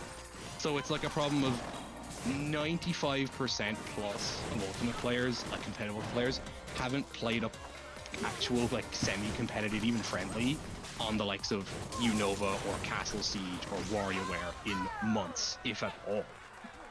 And then when you do it, it's somebody showing a highlight being like, oh, this stage should be legal. And it's like, them abusing the worst mechanics of it. It's this problem where, like, and then that's as well because you have all this discussion, but then the problem is because no one's playing on these stages, the only thing that people, like, because people, I think, like, in general, people recognize there is a problem with the stage list. But the problem is that the only solution people can do to that problem is, well, let's just remove stages. We just had the stages put down. Like, a while ago, we hit a big major here in Ireland, and, like, the stages was 6 stages. It was the 5 normal starters, and then the only counter pick was Carlos. Oh, God. And, like, which is, like, putting everything else aside for a second, I don't know how in the world that even got through without, like, everyone saying that's obviously unbiased. Like, it's obviously unbalanced, because Carlos is the most defensive stage in that roster. So the counter pick just makes it more unbalanced, but that's a separate issue, right? Yeah. But it is this problem where you don't get anyone who can argue for, like, introducing stages, and that's also how you get, like, Lilat being legal, where, like, because, like, I was a big advocate for Lilat up until very recently, where I watched a discussion about, like, the problem with the stage list, and I saw just this little highlight reel of recovery just not working on Lilat, and I was like, oh, that's pretty bad. Yeah. That's pretty bad. And then people are, people are like, well, Unova has this issue too, and then a lot of counter arguments being just the fact it's not as prominent, like not even close from what it sounds like. To be fair, right, the thing with Unova, one, that problem is wrong because you can just not go under the stage. It's not the same problem. Yeah. Also, it only affects like 4 characters, and like you can just not be under there. It's not difficult. But also, like, I don't see that a lot with Unova anymore. My thing that I see a lot of the time when people are saying, oh, Unova shouldn't be legal, is because just people say, oh, it's too similar to PS2, which it's not. Like, even putting aside just looking at the numbers, I've played on it, and it's like, because I'm in a Discord that does friendlies, and the Unova is on for them, and it does not play anything like PS2. It's completely different. It's more different than PS2 than, like, Kalos is from FD, you know? But it's this problem that people say it, but, like, they don't know. They just assume that, and they don't know. Yeah. Because they haven't played on it. And it's the same thing with, like, people say WarioWare is too small, and, like, I'm not going to argue WarioWare isn't too small, but you can't just say WarioWare is too small without having actually played on it and see how that affects the games. You know? Like they just see clips from others, and they're like, oh, there's evidence. Like, no competitive Smash player, for the most part, has played on WarioWare since about January of last year. You know, when no one knew how to play Ultimate. You know, and everyone was just like, this doesn't work. And, like, you know, I think that's the core. Whereas, like, and this is, I've taken very little to this side of the point, haven't I? Oh, good. Whereas, like, with ARMS, we have, like, all the stages bar Snake Park in rank. We play on them all the time. So, like, we know, oh, we don't want Cinema League because that stage is bad. You know, but, like, we all know that because we play on it. Well, yeah, that's a lot of it, too. It's just, like, not even in that regard, but, like, a lot of, like, we do stick to our stage list a lot, but you do get a lot, I find a lot more cases where I'll be playing with people and it'll be like, hey, do you want to go to Spring Stadium? Sure. Hey, do you want to go to Ramen Bowl? Sure. Do you want to go to this place? Sure. And that's also true. We're more, even disregarding rank, and also, huge shout out to Casual Arms for actually helping out with this a lot, because they just have all the stages open, and that was a sick punish. Oh my god! Whoa, that was wow. Let's go Yam. The better version of me, the better Irish Min. He's got the reverse Min right now, and it's gorgeous. Oh, it is reverse Min. I didn't even cop. I wasn't looking. That's funny. Reverse Min is definitely stronger than base Min. Mega Min. I can't think of a good, like... Nim. Yeah, sure, we'll go with that. Like, I'd probably go with something good, like Battling, or like something like that, you know? Nah. I guess Nim works. Yeah, sure. I hate it. Yeah. That's why it's so good. Like, this isn't the Mileve Maleve kind of thing. It's just Nim Nim. Anyways. It's just Nim. Yeah. But where were we? We were talking about stages. Yes. And you were saying, yeah. I think that's kind of because of ranked as well. You know, like I think like it's a familiarity Rank thing. does help. And it's like I think that's a huge thing. Like, but, you know, it is what it is. I don't overly mind. I just think that, you know, like I'm at a point where I just don't care about stage discussion anymore. It's just such a pain. Like it's like when I do go into ranked every once in a blue moon, and you get stuff like cinema, and it's like grown. Oh god, it's cinema. But yeah. I still play it out. I still take the time to do my best in the match, and it's like it's still it's still fine enough. And it's like you know, you can the game is the game, and the game is fun. Playing it, and you're like I am at a higher level now, and even here I still understand why this is an issue, why that is an issue. Yeah. And then which is then why Snake Park isn't in there, because Snake Park does fundamentally change the game. You know, well, it's fun if it's the only stage. But it has to be the only stage. I can't, what's the word I'm looking for? I can't sign off on that comment. That's, those words are your own. Yeah. And I'm fine taking them as my own. You know, I'll let you say that one, and I will politely refuse to comment. No comment. And yeah, you know, so that's like, man, we really just veered off course real quick after I commented, didn't we? That's fine. This is exactly. Because I haven't just been on a stream and be able to chat. I'm actually planning to start streaming stuff. You should. You stream some stream rounds. Yeah, I straight up ordered like a cash card, and that's gonna come. And the great thing is, I just realized like with Min Min coming out a week from now, what's fantastic is it's scheduled to come on the 1st of July. Nice. So let's go. We're going to be streaming some Min Min boys. I'll probably end up. Oh, there. What was that? Yeah, I'll probably end up streaming like some Street Fighter within the next week to like practice and stuff. Nice. And if anybody wants to check out, yeah. like your name is just Alumento, if I'm not mistaken, right? That's me. Yeah. Yeah. There's a link in chat right now. Go ahead and follow him to stay up to date on his streams.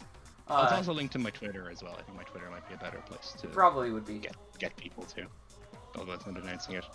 Thankfully, anyone joining my Twitter now will have more or less missed the massive deluge of Min Min fan art I retweeted over the course of today. Oh god, I've retweeted so much too.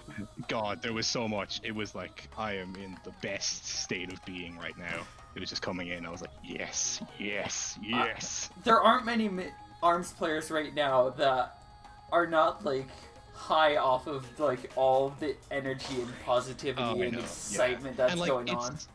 I feel like, and this isn't to kind of push myself up, but I feel like I'm like especially great for me because I've been telling like all my Smash friends to play ARMS for the last like year, like straight up.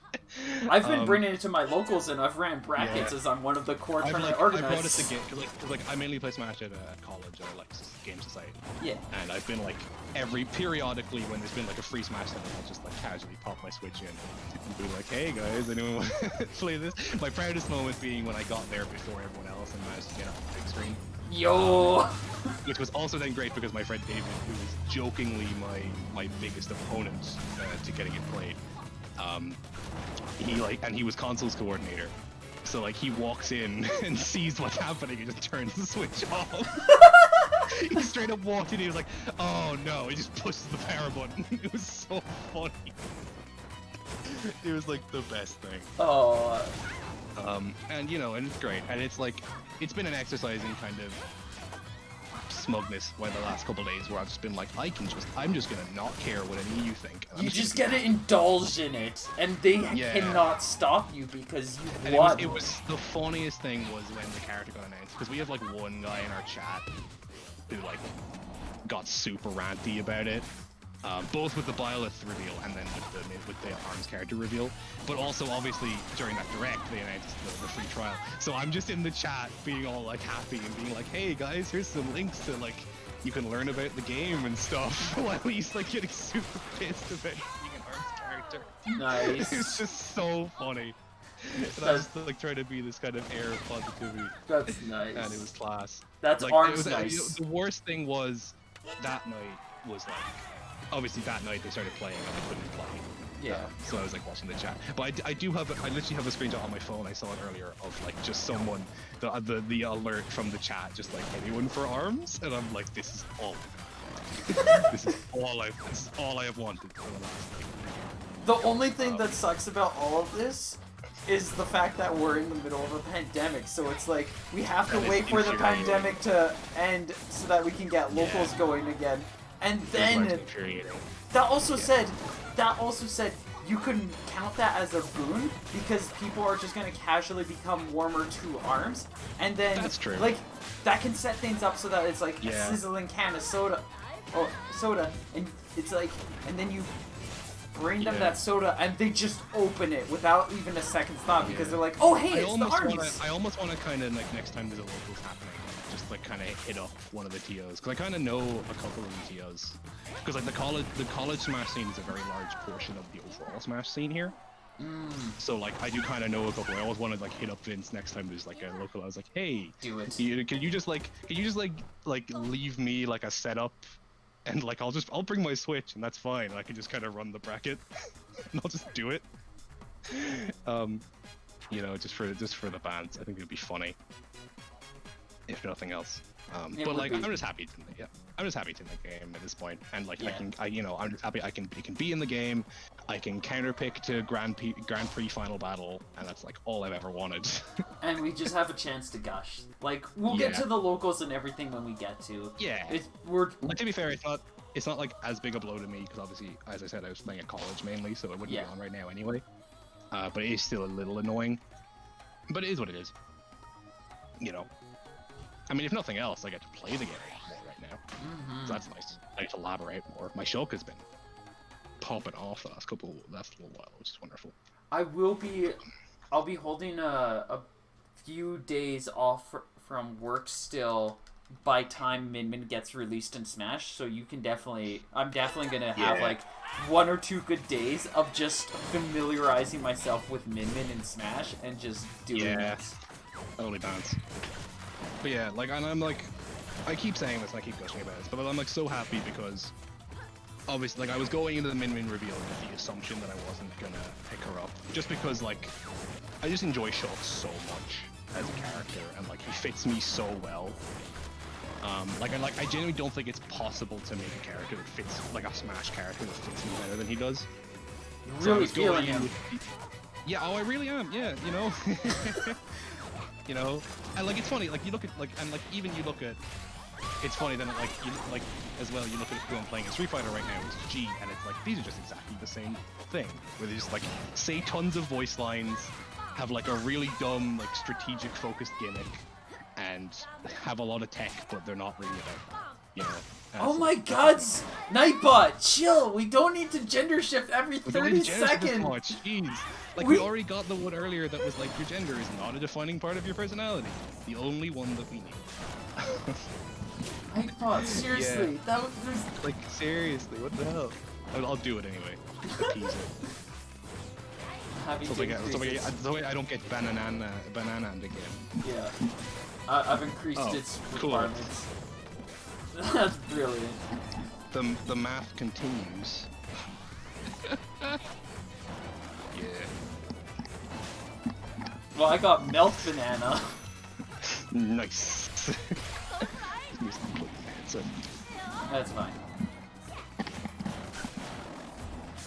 Oh, it's gonna be so fun. I'm definitely itching to play Smash all of a sudden now. Specifically because of that, and the stage is fun.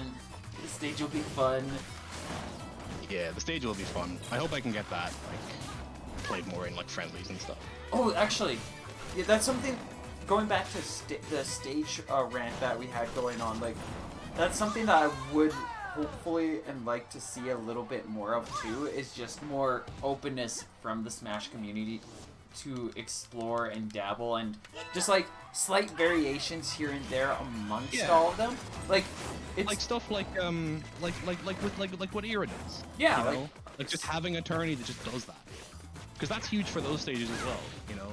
Like obviously like with Ira, you know, like obviously she's running Sky Arena and Ramen right now, and she was doing Spring and Ribbon before, and like that's huge for those kind of Borderlands stages to have like even some portion of the community playing on those stages on a regular basis. Yeah. Like having that experience with it. Like, so like that's like something I almost want to do if I can get like a half decent amount of people on my stream to like kind of run events like that. Like for majors and everything, obviously, yes, you want it to be the core stages that are like all universally accepted on, but just have like locals and everything. Each community, everybody's got their own taste. Each community has their own preferences. Like have like this core 5 or 6 or whatever backroom stages for Smash, and then have all the locals just have like 1 or 2 like personal touches to and then what that they like. benefits the majors as well, because they can then be ensured that they're running the most competitive stages in the most objective sense possible. Yeah, rather because than you actually imagine actually making decisions based on data and not, you know, oh, in other words, did Rifa just win the tournament? Yeah, Rifa just won the tournament. Just not paying attention at all. At least I haven't. I've been like watching it here, but I've just been thinking about Smash. Not the most surprising thing, I suppose. But yeah. Such is life. It is what it is. Man, it is Bance. It's like Bance just being able to kind of Gush. Yeah.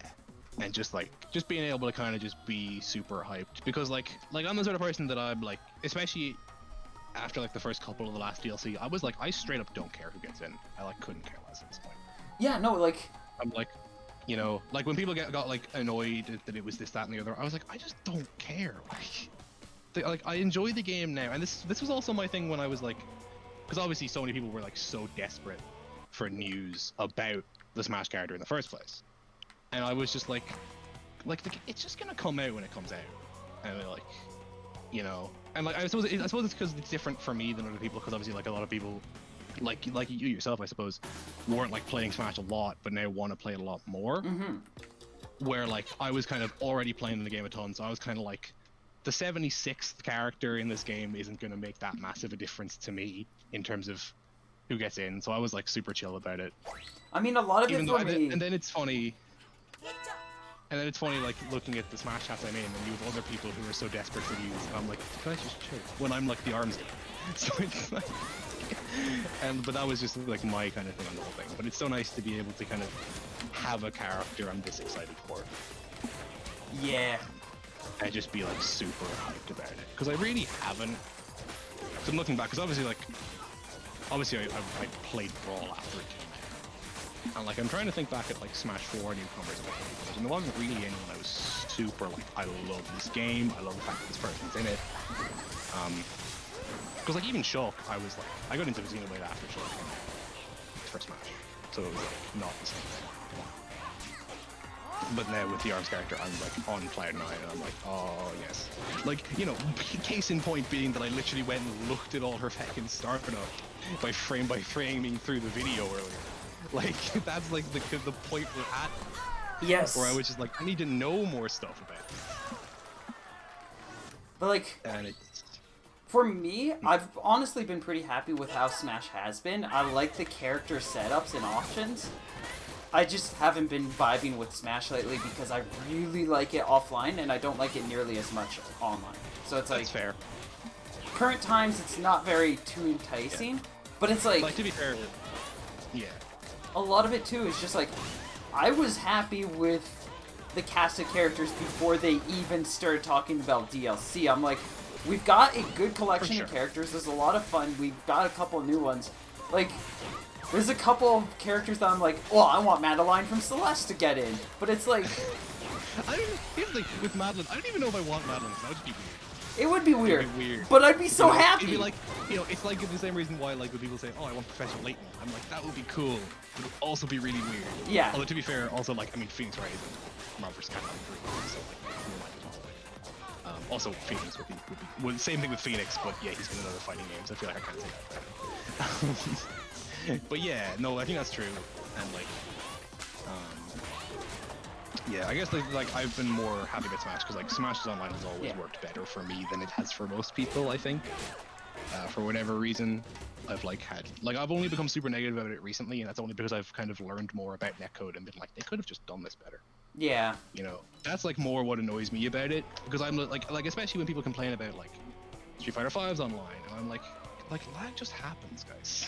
You know, like when people complain about ARMS' netcode, and I'm like, guys, you know that lag just kind of happens, right? Sometimes it's just life, like it's.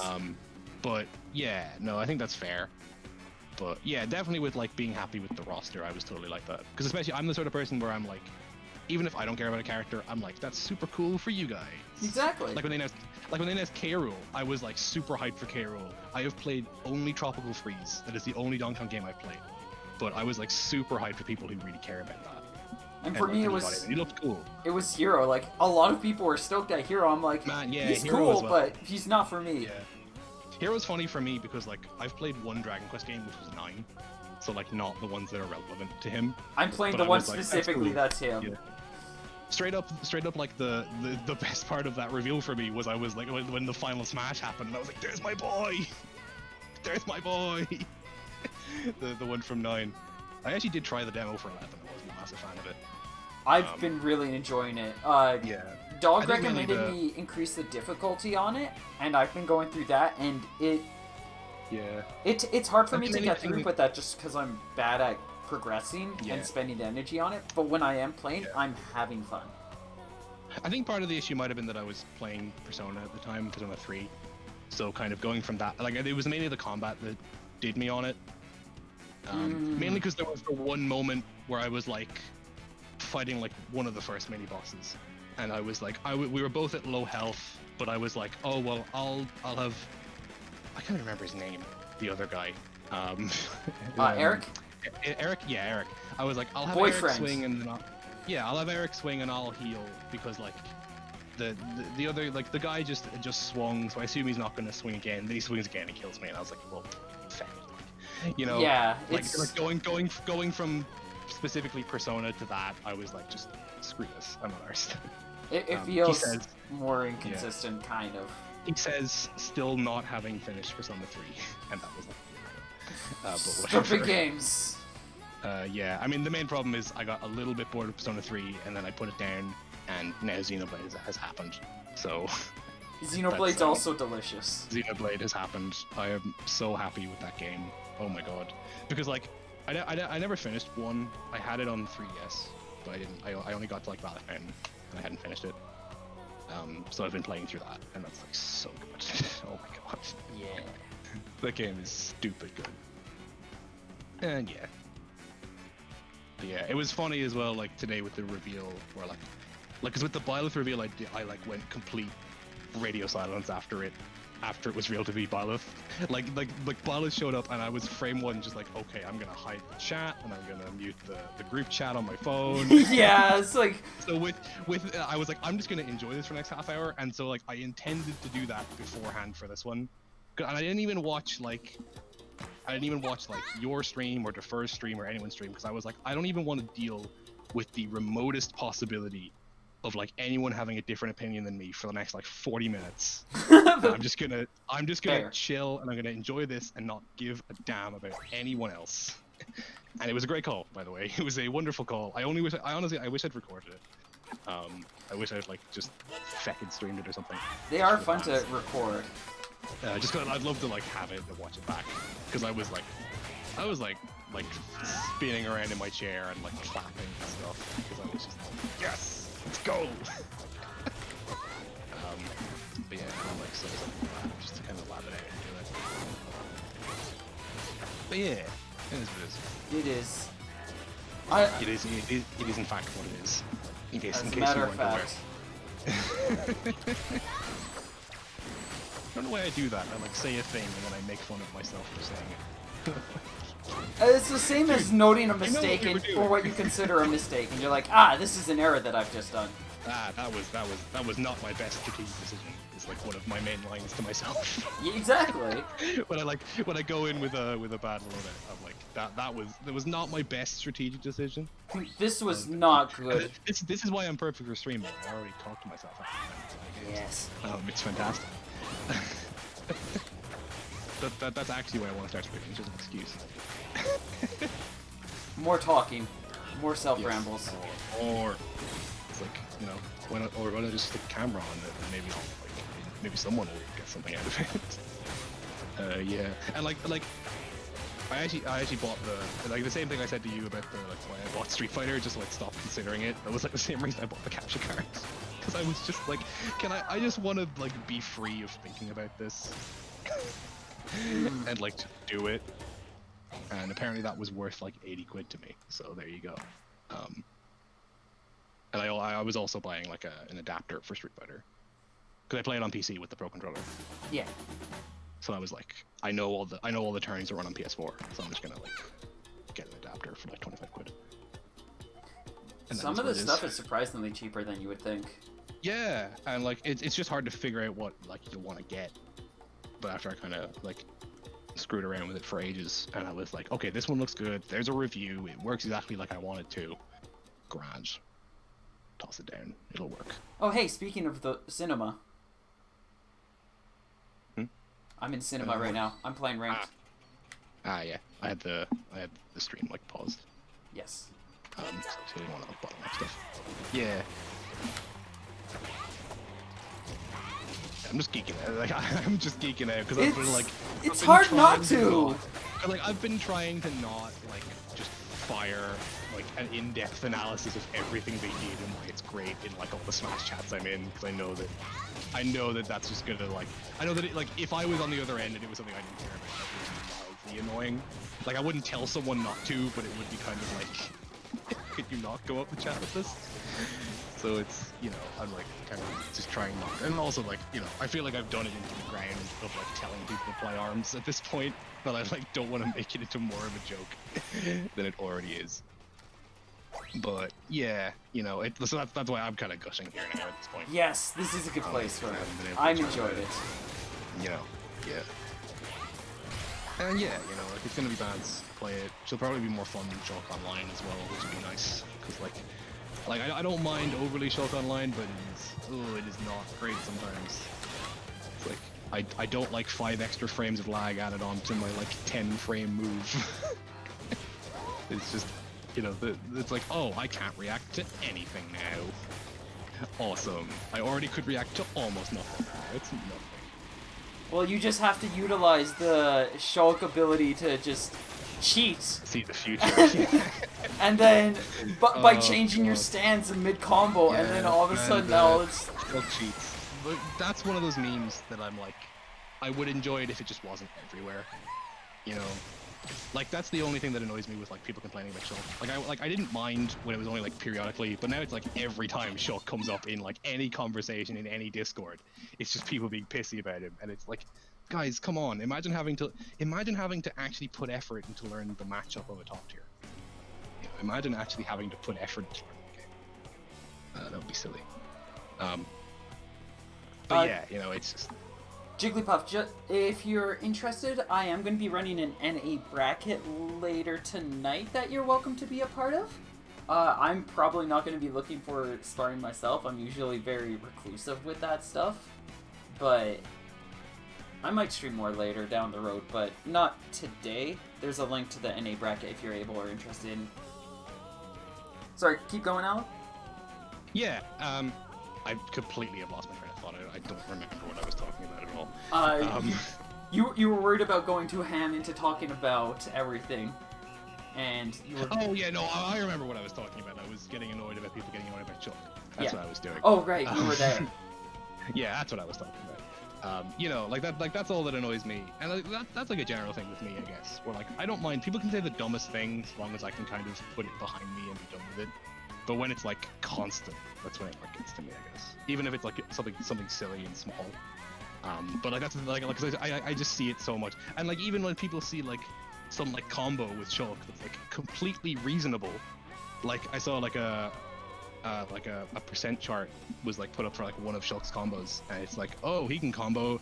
He has a kill confirm out of like speed up air at like 50% on lightweights, and it's like, and people are like, oh, Shulk's busted, Shulk cheats. It's like, dude, that's nowhere near some of the most broken combos in this game. Like, there are literal 0 to deaths in this game. You know? Yeah, there's like Rob has a 0 to death if I'm not Like mistaken. there are straight up 0 to deaths. Like I have a friend that like plays Squirtle, and he goes on about these, and he like tries to he goes on about these Squirtle loops and stuff. And like this game, like that's always my thing with, specifically with Shulk, where I'm like, and like people say, oh, Shulk's bullshit. It's like, this is Smash. Everyone is bullshit. There's a couple characters that aren't, but not being bullshit means that you're not good. Even, yeah, like I feel like even like Lucina is like, oh, Lucina isn't bullshit. It's like, well, like with the amount of time people complain about her, she might as well be. She's not, but she's not bullshit in a very bullshit way. Yeah, but it's like, that's like my thing with complaining. And like if we were to put like stuff on like a bullshit scale, it's like most characters don't be at the top. But then also I'm like the kind of person where like I've tried very hard recently to just like not call stuff degenerate at all, because it's just not helpful. No, it's not. Well, it's not healthy. Yeah, it's like just learn the matchup for it. Just play the game. You know, just play the game. If you this is all like I want this like on probably on my epitaph. Just like, if you enjoy the game, play the game. Don't enjoy the game, don't play the game. It's that simple. Yeah. Yeah, you know, but it's like, it is what it is. You know, and yeah, I'm just excited, and like it'll be fun to kind of come out and have like a new character to lab and stuff, and like, because like it feels weird not having a second for me, just because I kind of, even though I love Shulk, it feels weird to not just have another character to dick around with. And you get like, she gets to go rotate through like Ram, Dragon, and Megawatt, and it's just like. That's also why like I'm so excited. I'm like, yes, it's just Shulk again. It's like the part I like about Shulk. There's just all these little variables. Yeah, that's the funny thing about Shulk, right? Like I say, oh, I play Shulk, and like I feel like everyone assumes, like people think of Shulk and they're like all of his like ridiculous tech and all that stuff, and I'm like, that's not even remotely why I play this character. That's not even remotely what I want to do. I just want to think about like what art I want to be in. You know, like it's funny. You look at like, I feel like if you know that like I play ARMS and then you see I play Shulk and you know how Shulk plays, you're like, yeah, that makes perfect sense. Those two just go together very well. It's just like, a game that's a lot about stage control and spacing and strategy over combos.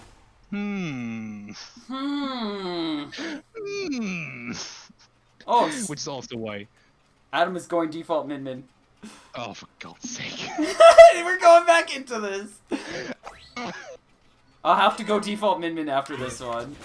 To be fair, I've never liked Min's defaults, personally. I've like never been a fan. They're really awkward. You know? Yeah. Like, it's funny, like I remember back to like the test punch where I was like, I like tried out Min. I was like, I love this character. I do not like these arms. This is not what I'm doing. Which is why I played a lot of Ribbon in the test punch. Like straight up, I like, and then the game came out, and I was like figuring out what I wanted to do, and I straight up almost like copy pasted Ribbon's defaults without realizing it. Like for the first couple of months, I was running Min with like Sparky, Popper, and like Ram.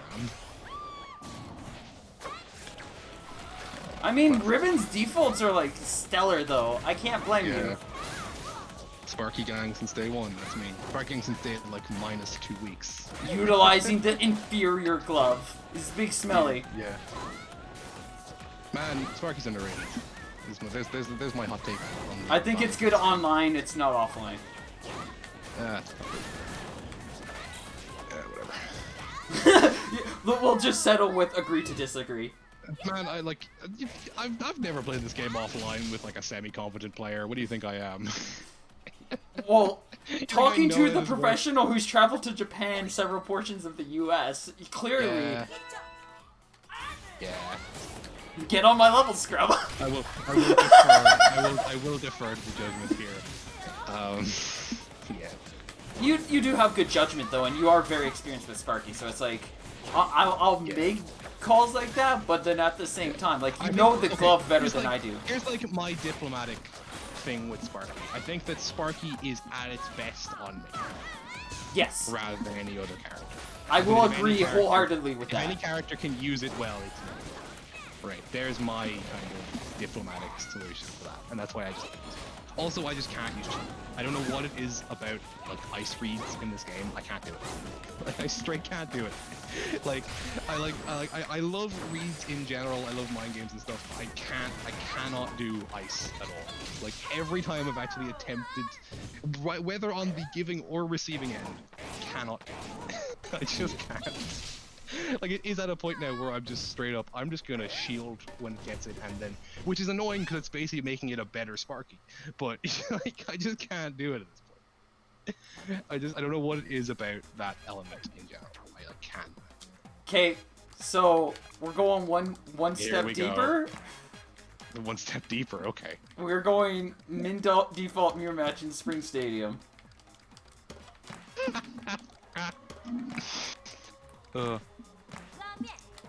There's a part of me that's surprised that it's Spring Stadium, but I feel like that's also just because I kind of convinced myself otherwise. I think everybody was expecting something else, but it makes sense at the same time. Like it's like I was like kind of expecting Sky Arena, but I feel like it was a thing that I kind of convinced myself of it in the first place. And if I'd like thought about it more objectively, I would have been like, let's just get this one. But it's a cool choice. You know, I think it'll be fun. It'll like definitely the house-on version will be a fun stage for like friendlies, if people do it. You know, and for like free-for-alls and stuff. Because it's got that good balance of like a good casual Smash stage where like the hazards are fun, you can work around them. So like it'll be fun to play, and it'll probably be like the houses off will probably be decent. It might see tournament play depending on if they fix the ceiling, and then it might be like I can see it. To be fair, I can see it if the ceiling isn't there. I can see it being a starter. Maybe like instead of PS2, because like PS2 is so big. So I can see kind of PS2 getting rotated to like or even maybe actually you know what it'd be great for? Doubles. Replace Smashville with that for doubles. Oh, that's what would be great. That's actually what would be great because like Smashville is way too small for doubles. Like oh my god, that stage is too small for doubles. That is awful. Although to be fair, I do play in a doubles team where it's Bowser and Pokemon Trainer, so like maybe I am a little biased in terms of stages being too small, but Smash was so like that would be nice for it. Why is there not a different doubles rule set yet? I don't understand how this hasn't been done. Like, how has no one done this yet? Just like actually put it in place. It's so silly. Oh, that was a terrible play. Yeah, I don't know. I'm excited to see them come out and like see. I'm still calling her them because I've like adjusted so much to calling the ARMS character them because I don't know who it's gonna be. I mean, it's also like a lot of there are gender neutral characters in Smash. That's true. That's fair. I don't know. It's just because in my head, them is very much kind of has that association, which I'm trying to break for the sake of using it as gender neutral. It's kind of is, but it's a time and place thing. Yeah, no, totally. Yeah, like I'm excited to see her come out and like see like the combos come out and like people figure out how she works and see how she places. I think that she's like a decent character. I think she's at least like upper mid tier, if not high tier. Yeah. Just from my cursory evaluation, where like I think that she's far from a bad character. I think she's not going to be bad unless they've really changed her frame data and like slowed it down a lot, or just we're underestimating how much kind of her like how active her moves are matter, which we might be. To be fair, that might translate into a lot of very punishable moves, but I think that like you know like her jab is slow but it's decently big.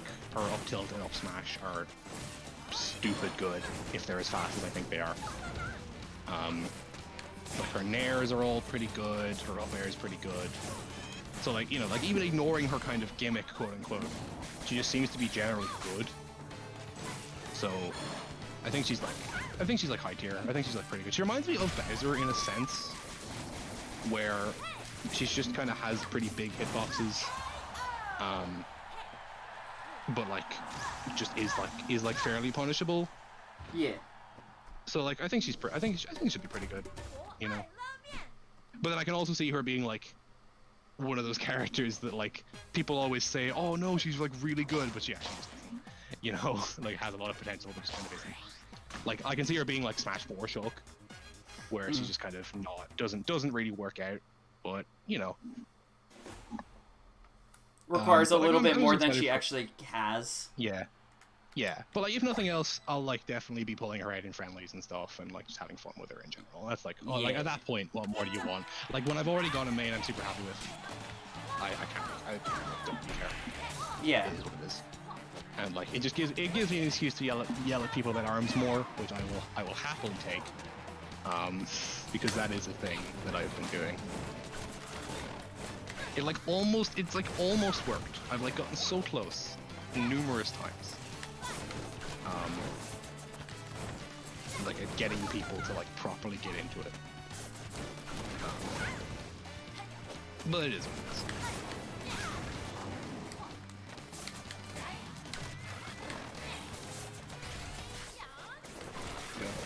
Got the Min dittos going on. So funny. I'm so bad at Min Min.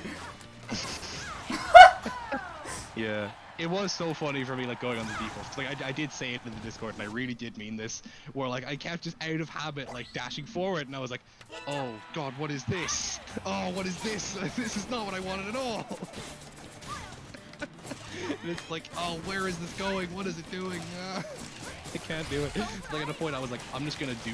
I actually just realized literally what I did after I figured out that the dragon wasn't working is I straight up just did what I normally did, but just with Megawatt instead of Sparky. Fair.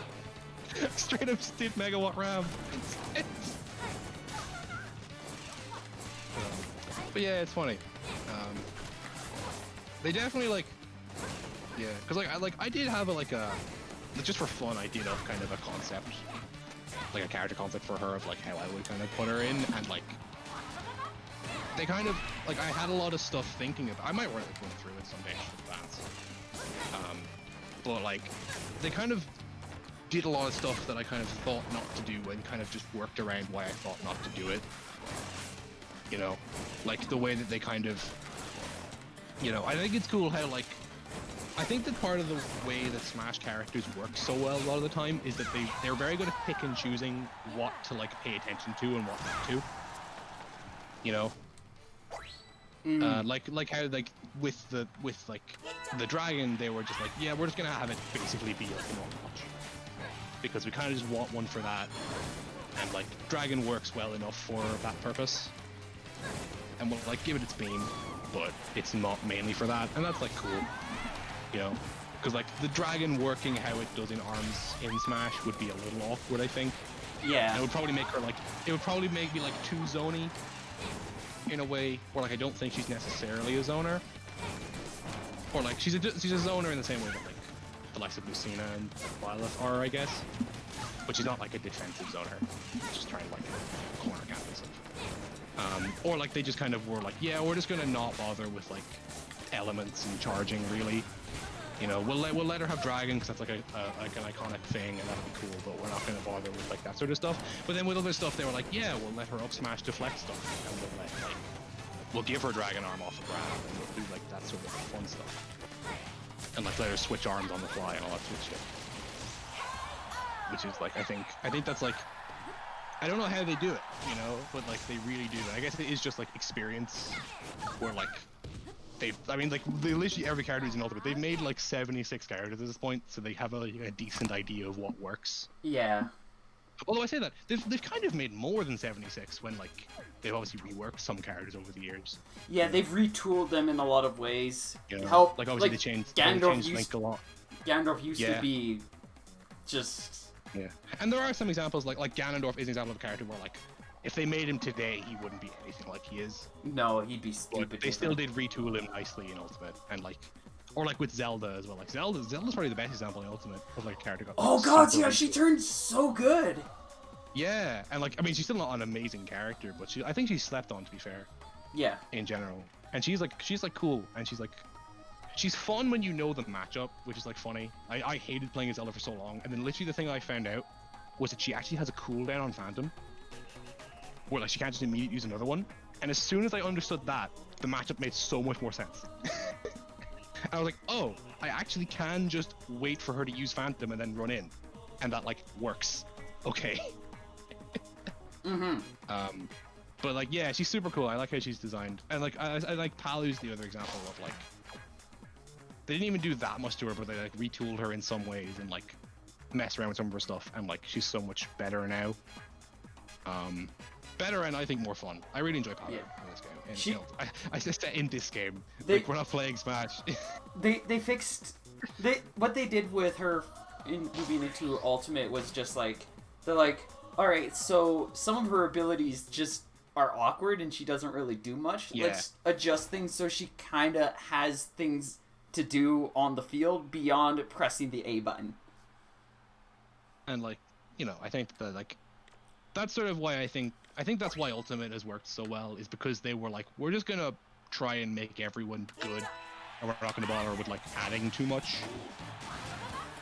I think that's huge. And I think that like I think that's why, in my opinion, I think Ultimate will continue to be played for a good while after the next Smash comes out. But I think the next Smash is kind of better Ultimate. Probably not to the same extent as like Melee. But, yeah. Melee is that, magic. like, yeah, I mean Melee is what Melee is. I'm like not a fan of it. I've never been a fan of it, but I'm like unabashed in that. And that's like my opinion. It doesn't work for you, but it works for others. Yeah, and like to be fair, like Melee is one of those things where I recognize that Melee feels like asked to play for everyone that starts with it, and that's what Melee players always say. But like I know that at top level, Melee is just not what I wanted in a fighting game, where it's like so punish heavy and stuff. But like I respect it. But I think Ultimate works well, and I think that like I think that, you know, especially I think the next Smash will have to be fairly different from Ultimate. Like they'll have to cut out some stuff and kind of make it more focused. I don't know. I'm kind of just rambling at this point. But you know, why is on topic. Min is fun? I forget how fun Min is. Because I'm letting you, because I'm having fun playing Min. So you're just there. Yeah, straight up. Meanwhile, Adam is here with Lusher and and Guardian on Mummy. In other news, he felt like labbing something. I had no issue Fair. accommodating. Yeah. How dare you dodge that? Dang it! I was trying to kick that. Let me kick it. Dang it. Wait, I know the smart way to kick. Why am I doing it this way? Oh god, dude, don't try and kick Guardian Leap. It really doesn't work as well as you think it should. Trust me on this. It doesn't I work just as well kicked as it. should. It was fine. Also, I just won that bracket match against Adam 2-1. I had to lean into double ram because I'm not a good min, so I can't do anything else. I have to use just the best neutral arm. Yeah. Fair. Yeah.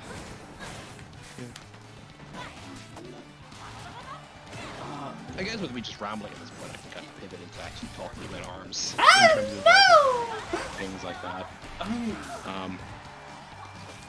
What are some interests?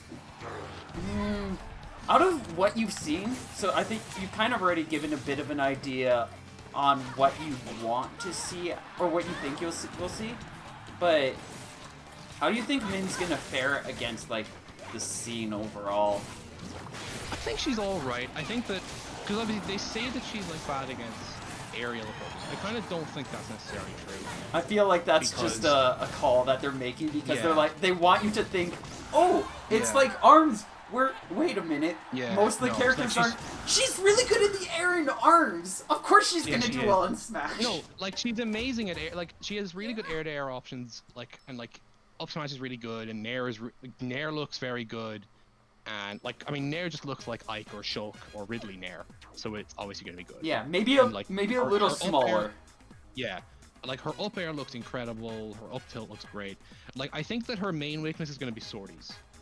Because, like, specifically kind of the aggressive leading sorties, like, Lucina, I think, will be a poor matchup for her. Because Lucina will be able to get around her punches and then outspace, like, her up smash and her up tilt and stuff like that. And, like, juggle through stuff. I think that she'll probably struggle at landing because she only really has down air to land, in the same way that like Bowser kind of struggles to land, or like not impossible but not great, and you really have to pick the right option. But I think she'll fare well against good amount of the cast. You know, I don't know. She's like, it's like hard to say because I'm sort of that like weird guy who kind of thinks differently in a lot of matchups. Like the Shulk always says like, oh, Shulk's really bad against like Palutena and Pikachu, and I'm like, are you sure? Really? Maybe you're just bad at the matchup. Yeah. You know, and like they always say that like the worst matchup is between Pikachu or Palu, and then it's Snake, and I'm like, Snake is way worse than those two. Like, I'm sorry guys, Snake is just way worse than those two. But I think that she'll be like, I think that she will be kind of weak to Rushdown generally. Like I can see her being kind of weak to Fox, just because I can see her having a pretty poor disadvantage state because she doesn't really have any great escape options. Yeah. But like I think she'll have a strong neutral. I think she'll have a pretty strong, you know, I think she'll play similarly to like Shulk or Byleth, where she wants to just get her opponent kind of off stage or in the corner, and then she can kind of abuse her range to kind of limit their options and stuff. I think that she'll partially have the problem that I think she is kind of, well, I don't know. I think against most of the cast, she'll be kind of worse than some of those characters like Shulk, like Lucina, that can kind of do what she wants to, but a little better. But I think she'll definitely, I think having such long-range disjoints that can be used the way that hers can, will be very good in specific matchups. You know, like as I said earlier, I think she'll be good against Snake, just by being able to kind of hit through grenades and stuff like that without having to go too close to him. I think she'll probably be decent against kind of zoners like that, where zoners, like, I think she'll be good against characters that kind of want to cover an area with hitboxes. Which, to be fair, is kind of a good few sorties. So like, she'll probably be good against Byleth, she'll be good against a Cloud. I can see her struggling with like Pikachu. Pikachu specifically. Oh god, yeah, Pikachu, I can see that. Yeah. If for no other reason, then Pikachu can just like quick attack and just shut her down completely. Yeah. I can see Pikachu. I can see any aspiring Min main picking up a second Pikachu. To be fair. A good Pikachu would just like quick attack into the Min-Min's face, and it's like Min-Min's not super fast. Yeah. Straight up. She loses. Like anytime she throws out an attack, it's just quick attack. And it's like, whoa. I can see that being poor, but otherwise, yeah, like Fox might be bad, but at the same time, I feel like Fox, he could kind of get zoned out. I don't know. It's hard to say, and it's hard for me to kind of. I feel like I'm being biased a lot of the time, where I'm kind of like, oh no, she's not gonna be a zoner. She might just be campy. It might just happen. I don't think it will, but I feel like that might be me being biased. So, you know, what I'm saying is, someone out there clip this and then show it to me in like 2 months and show me how wrong I was, and that'll be fun. You know, like put what all of this stream of like since I've come on just in like a compilation of like Smash YouTubers were wrong about Min in like 2 months. You know, from page to YouTube. Like the video is like an hour long. The last 40 minutes just me. That's what we want. That's what we all aspire to. But like I don't think she'll be terrible. You know, I think that she has some sauce to her. I have seen some good memes in the chat. Like I think one of my favorite jokes was from one of my friends who said it's kind of like the guy I mentioned earlier who's like kind of negative about arms. He kind of made the joke like Min should have no combos to be accurate arms, which is like not strictly untrue. Oh no! Oh no! You got the lead though. No, I don't. Oh, am I behind? Am I behind? Oh no! I thought you were saying oh no to the. I didn't register that you were behind, so I was like seeing your oh no as you like hit his shield with the rush. So I was like, oh okay, what? I mean, this would be grand, and then I was like, oh wait a minute. The Guardian was still creeping. literally, a friend of mine has just sent me a very funny point, which is ARMS now has 18 songs and Final Fantasy has 2. Get dunked on. Squeenix nerds. ARMS has more songs now than Xenoblade, which like mildly annoys me because I want more Xenoblade music. Xenoblade music is good. As somebody who doesn't play Xenoblade, Xenoblade music is good. Yeah. Ever since literally when Ultimate came out, my 2 biggest gripes with the game have been no ARMS music and no Xenoblade music. One of those is now fixed.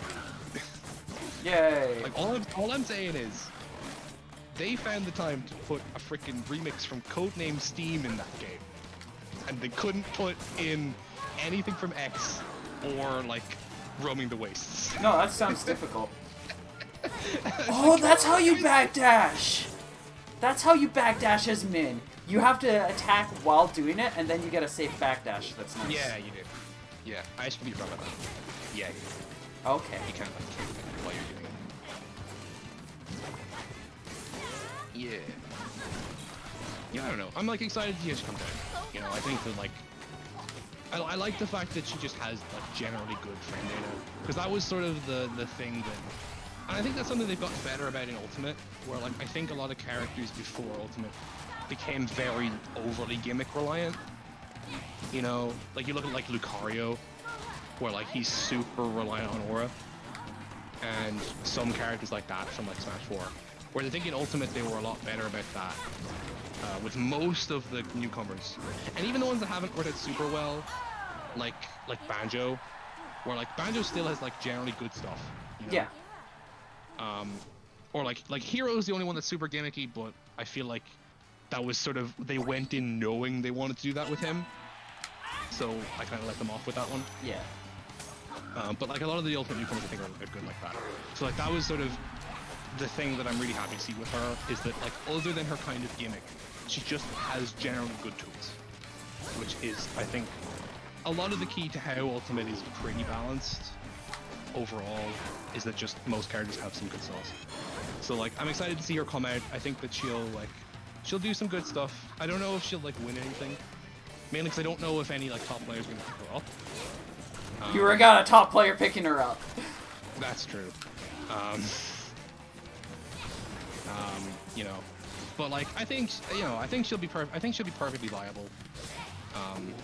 In the same sense that a lot of characters are viable. Like in the same sense that like I think that she's at least as good as like Bowser or Donkey Kong or Corrin or those sorts of characters, or like Pit or Dark Pit. Although I think Pit and Corrin are underrated, so that's also a thing. But like, you know, so like I'm excited to see her come out. She's not like, I'm not like unhappy with her yet. I think that she fares decently against most characters. She'll have her weaknesses, but you know, she'll be good. And like, there will be some moment where someone just like pulls out Min Min in like a winner's final and just suddenly wrecks face, and it'll be wonderful. You know, and maybe that person will be me.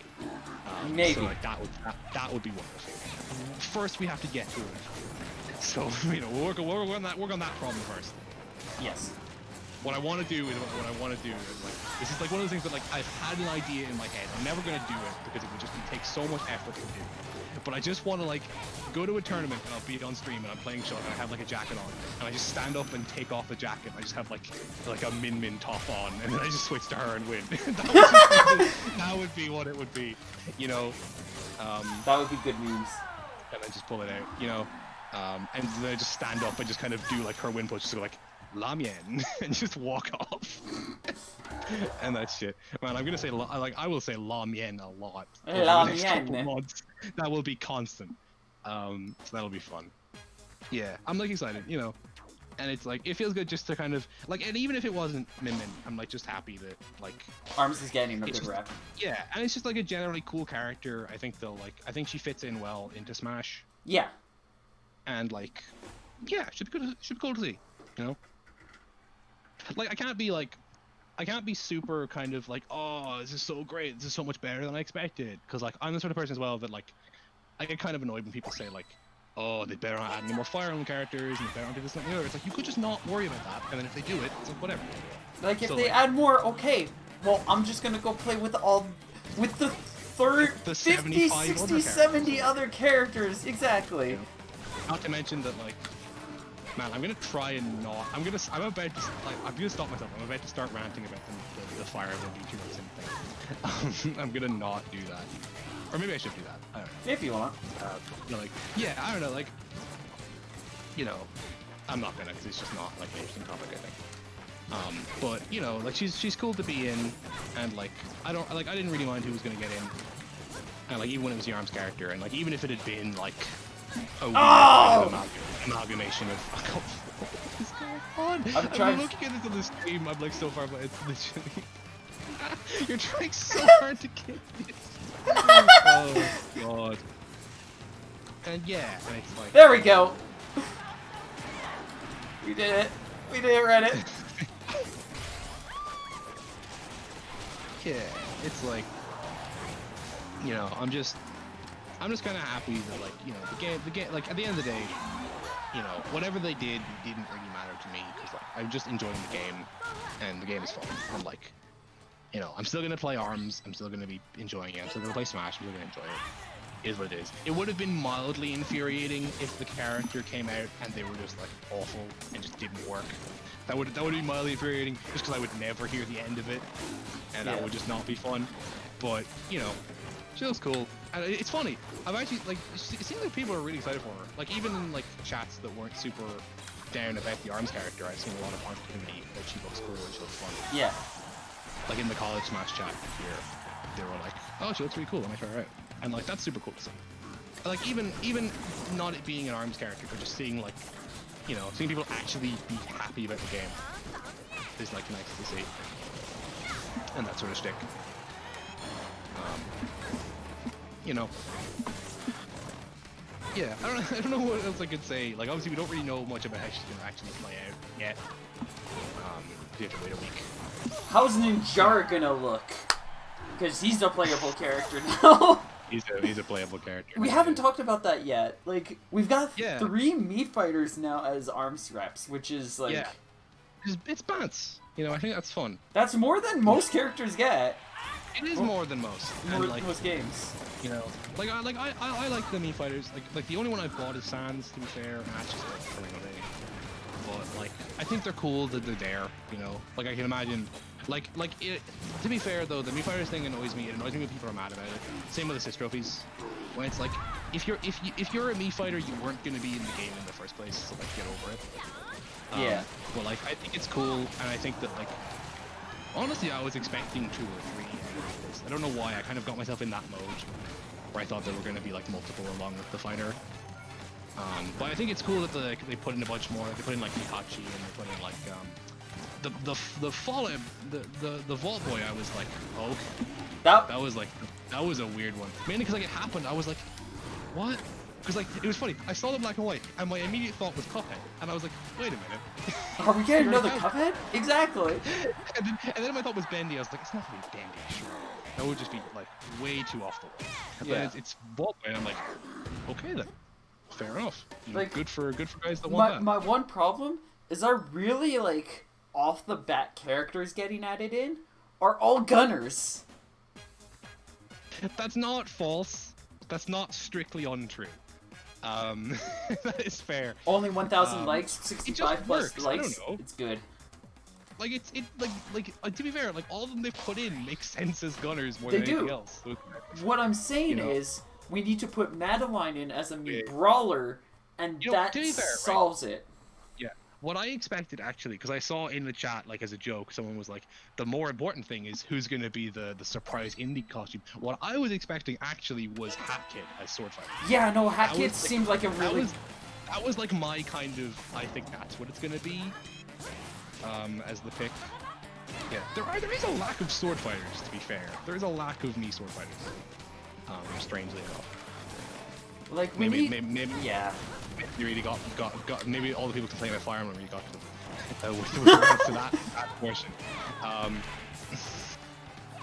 But it's, you know, I think it's cool that it's a thing they do. You know, I think it's cool that they toss it in Ninjara there as well. Yeah, it is weird that like they have put in so many from ARMS. But I guess it's just sort of a thing of like they genuinely didn't necessarily intend on having an ARMS character in the first place. So, well, like, a lot of it is that, which is like, the ARMS character came in so late.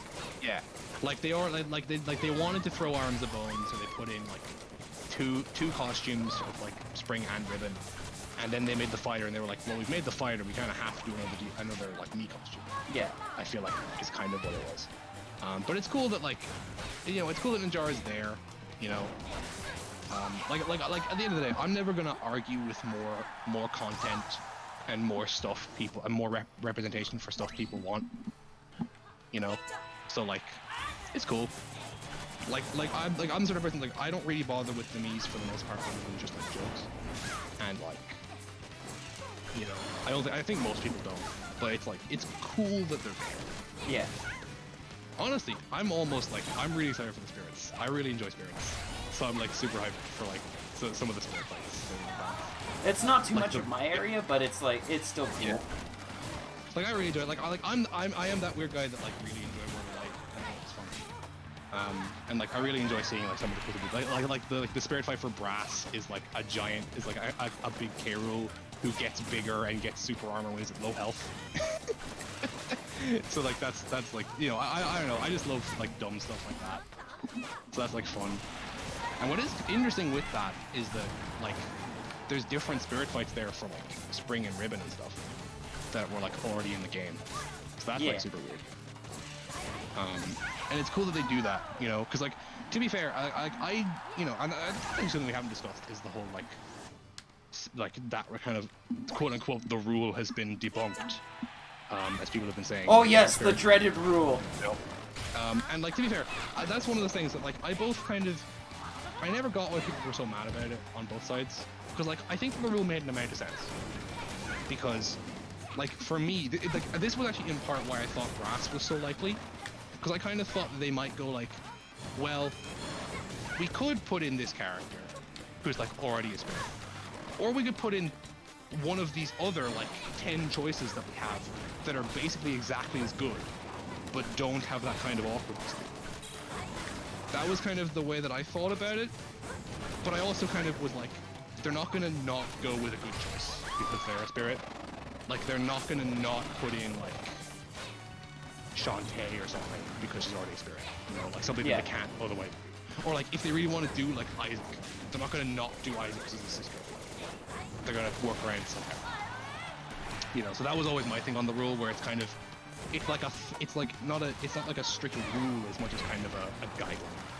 You know, that it's, if nothing else, someone being a spirit meant that when they put them in as a spirit, they weren't intending on making them a fighter. You know, which to be fair is exactly the situation we're in now, where they put in the Arm of Spirits because they weren't planning on doing an arms fighter, because they weren't planning a second wave of DLC when the game came out. Which I'm kind of, to be fair, I'm kind of like shocked about that, because I kind of thought the whole time with Ultimate, I was like, they're definitely gonna do a second wave DLC. Like Ultimate is like one of the best selling games like ever, especially like fighting game ever. It's like, come on, you get like the one time that I'm like, well, not the one time, but it's like, milk this, please, take more of my money. And they're like, okay, I guess. Well, since we're doing this, hey Yabuki, we never got around to doing your arm stuff. Do you want to do that now? I love that so much. That's like my favorite part of the. I was like, yeah, Min Min's in because we asked Yabuki and he said, I want Min Min, and I was like, my boy, let's go. And he's like, yeah, and Sakurai's like, okay. Fair enough. Yeah, makes sense to me. She looks cool. I'll make her do kicks. Yeah. What does she do? She does kicks? Cool. Cool. Yeah. I don't know. I did actually, this is one thing I kind of regret not doing. I meant to kind of make a little video where I was just like, going to discuss who I thought was most likely and why. Cause like I did think a lot about that, because I was like, you know, obviously I was excited and I hadn't any more news, so I kind of thought about it a lot. But yeah, I think, you know, that is like an interesting thing, because like, you know, I like to see that, you know, the fact that they kind of do that, because like they do put like it you know, I like seeing stuff like that, because obviously you know that they put a lot of effort into thinking about these characters and like who gets in, but it's cool to kind of get it kind of like said in that way. It's kind of like, yeah, we just asked the devs because they made the game and it's like, and they were in-house. Man, music though, I'm so hyped about the music. It's we get updated Ramen Bowl and main theme, which is like honestly the best part. Yeah, it would have been cool to get all of them, but like That's I've asking a never lot. been a massive fan of Ramen Bowl on a personal note. It's a good song, but it's not in like my top couple. But it's just great that it's there. You know, I can counterpick to Grand Feast theme or like Sky Arena or whatever, and that's like the biggest shtick for me. Just having the music, because like this is something I say to people always when like the ARMS OST comes up. I'm like, okay, look, I love ARMS more than I love most games. The OST is the best part of that game, and that's not a dig. That is like, I love the soundtrack of this game. This game has a really good track. I love it. I love like vocal and acapellas and stuff generally. So ARMS is a good soundtrack for that. You know, and I think the stage looks cool, even like just in terms of battlefield and FD forms for like good visual variety, which is fun. Hopefully they don't mess it up like they did Garreg Mach, which would be nice. There's like the one thing I'm a little scared of when they did that. With Garreg Mach being like, what I think it was literally like 1 unit too high or whatever. Oh. So like it wasn't exactly Battlefield or FD.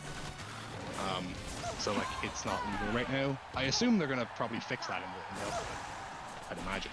I can't imagine they mess that up again. That would be nice. Yeah, that would be mildly infuriating. But you know, this is what it is. I'm just happy. You know, like at the end of the day, right? Like, I'm like super hyped, but I'm also like, it's hard for me to say anything other than I'm really hyped, because they could have literally just, not done Fighters Pass 2 and I'd still be playing Ultimate, so like I don't really care. Same, like I'm not so playing it's it much fine. right now, but again, online. Yeah. If it was offline, I'd be going to my locals and I'd be playing Smash. I'd be still playing Inkling. I'd be like, I wish ARMS was here more. Or I wish Madeline, because I have a problem with that game. Oh, after this match with Adam, do you want me to show you, like, I'll show you one screen of one Seaside that I genuinely feel is the worst. It is by far the most. Show me one screen of one Seaside. To be fair, I have literally played Celeste, I think, twice since like I was last talking in chat about it. I have like all the B-sides right. I think Nice. I have. Oh no, you don't have all the B-sides, because if you did, you'd have the C-sides. Oh okay. Oh, you know, I think I'm missing. I haven't done Core yet. I haven't done. Yeah, I haven't. Oh, done Core B is pretty good. They teach you the mechanic that they abuse in the C-sides. There. Right. Yeah. Spoiler alert, by the way. To be fair, I did actually try and do that skip you showed me as well, just for the bants. I did kind of go for it and see, just because, like, man, that game is so cool. It is. Like, Celeste is one of those games that I had heard so much about it, and like the funny thing is, I got Celeste for free. Straight up, I got it for free on like Epic Games, like ages ago. I didn't play it for like months after having it, and I sat in to play it finally.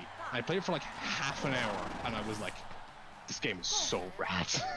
It was like, literally, I was like a couple screens into Abandoned City, and I was like, this game is awesome. I love this so much. And then it gets better. You know?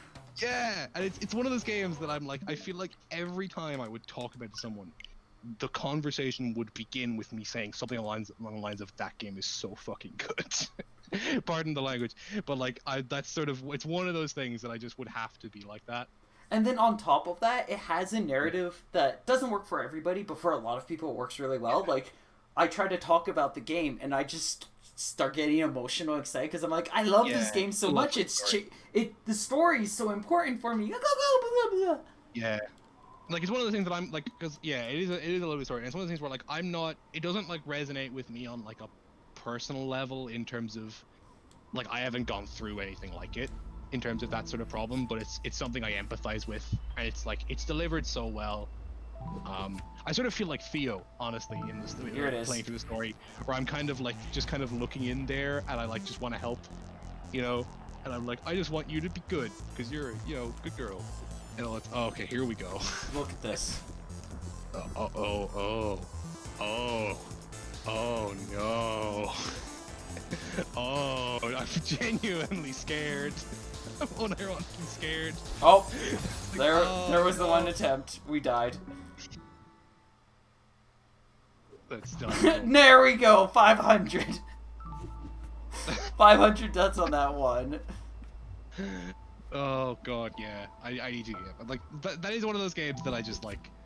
I put it down and I pick it up every once in a while. And it's like slowly working through it.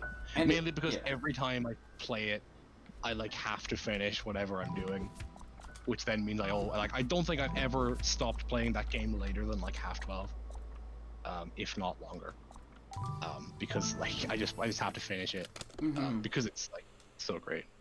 Yeah, I think in terms of how far I am, I'm like, I think I don't have Core's B-side, and I have like a couple of the blue hearts. I have like 2 or 3 of them, I think. But, like I'll probably like, cause like as well, I don't like looking up stuff, for a game like this. So like, beyond speedrun strats, which a couple of them I looked up. For the most part, I found everything on my own. Like what I'm probably gonna do is I'll probably like run through every level once more, and if I don't find it, I'll just look it up. But I'm also not arsed to like screw around in levels forever to like look for stuff. Which ones are you missing? Like, I'm missing most of them. I'm missing, I think the only ones I got the one in the hotel the last time I played. Oh, that's a good one. Mainly because that was one I did look up, because obviously you can see it when you go through the level normally. And I was like, I looked around with that for so long and I couldn't figure it out. And then like, I went back to it then when I was trying to go through stuff to get the hearts. And I was like, I can't find this. And I looked it up and I was like, are you serious? That was what I had to do? God damn it. So like, I don't know. I'll go through it and I'm enjoying it. You know, I do have a tendency to kind of put down single player stuff. Not even because I kind of get into a different thing, that is certainly a problem right now. But I just kind of have a tendency to do that. Nah, that's fair. So it's like, you know, it is what it is. It's a fun game. Definitely. A couple of the hearts are on the A side are really big puzzles, but like, I guarantee you, give it a thorough leg shake on all of them on your own, because like when I figured them out, they were I felt like a genius. Yeah, I find in general I am pretty good at kind of striking that balance for myself, where like when I look up stuff for games, I'm just like, I would not have gotten that. There's just no way I would have gotten that in even a remotely timely manner. Do you have to get through the seaside without dying? Is that what I'm seeing here? If you're doing golden strawberry challenges, yes. Okay, right, okay. And this is the B side. I already did the C side. The C side on this one is easy for me. Right, okay, right. I'm not showing you that because I don't know anything about this game. That's fine. I do think that shows like a kind of a cool thing with a game where you're like, I've almost finished the main portion of this game. I don't know anything about it. Like how it works. You know, like I watched that video from like Carl Jobst discussing like the speedrun, and I was like, damn, I want to watch this. Like that was the thing I talked about like when I watched that the first time I watched a speedrun of yours. And I was like, literally had watched it earlier that day, and I was like, damn, I need to watch speedrun. And it's like, oh, hey, I'm going to do a speedrun. Do you want to watch? And you're like, sure. Yeah, sure. What else am I going to do? Screw it. I need more content. Yeah.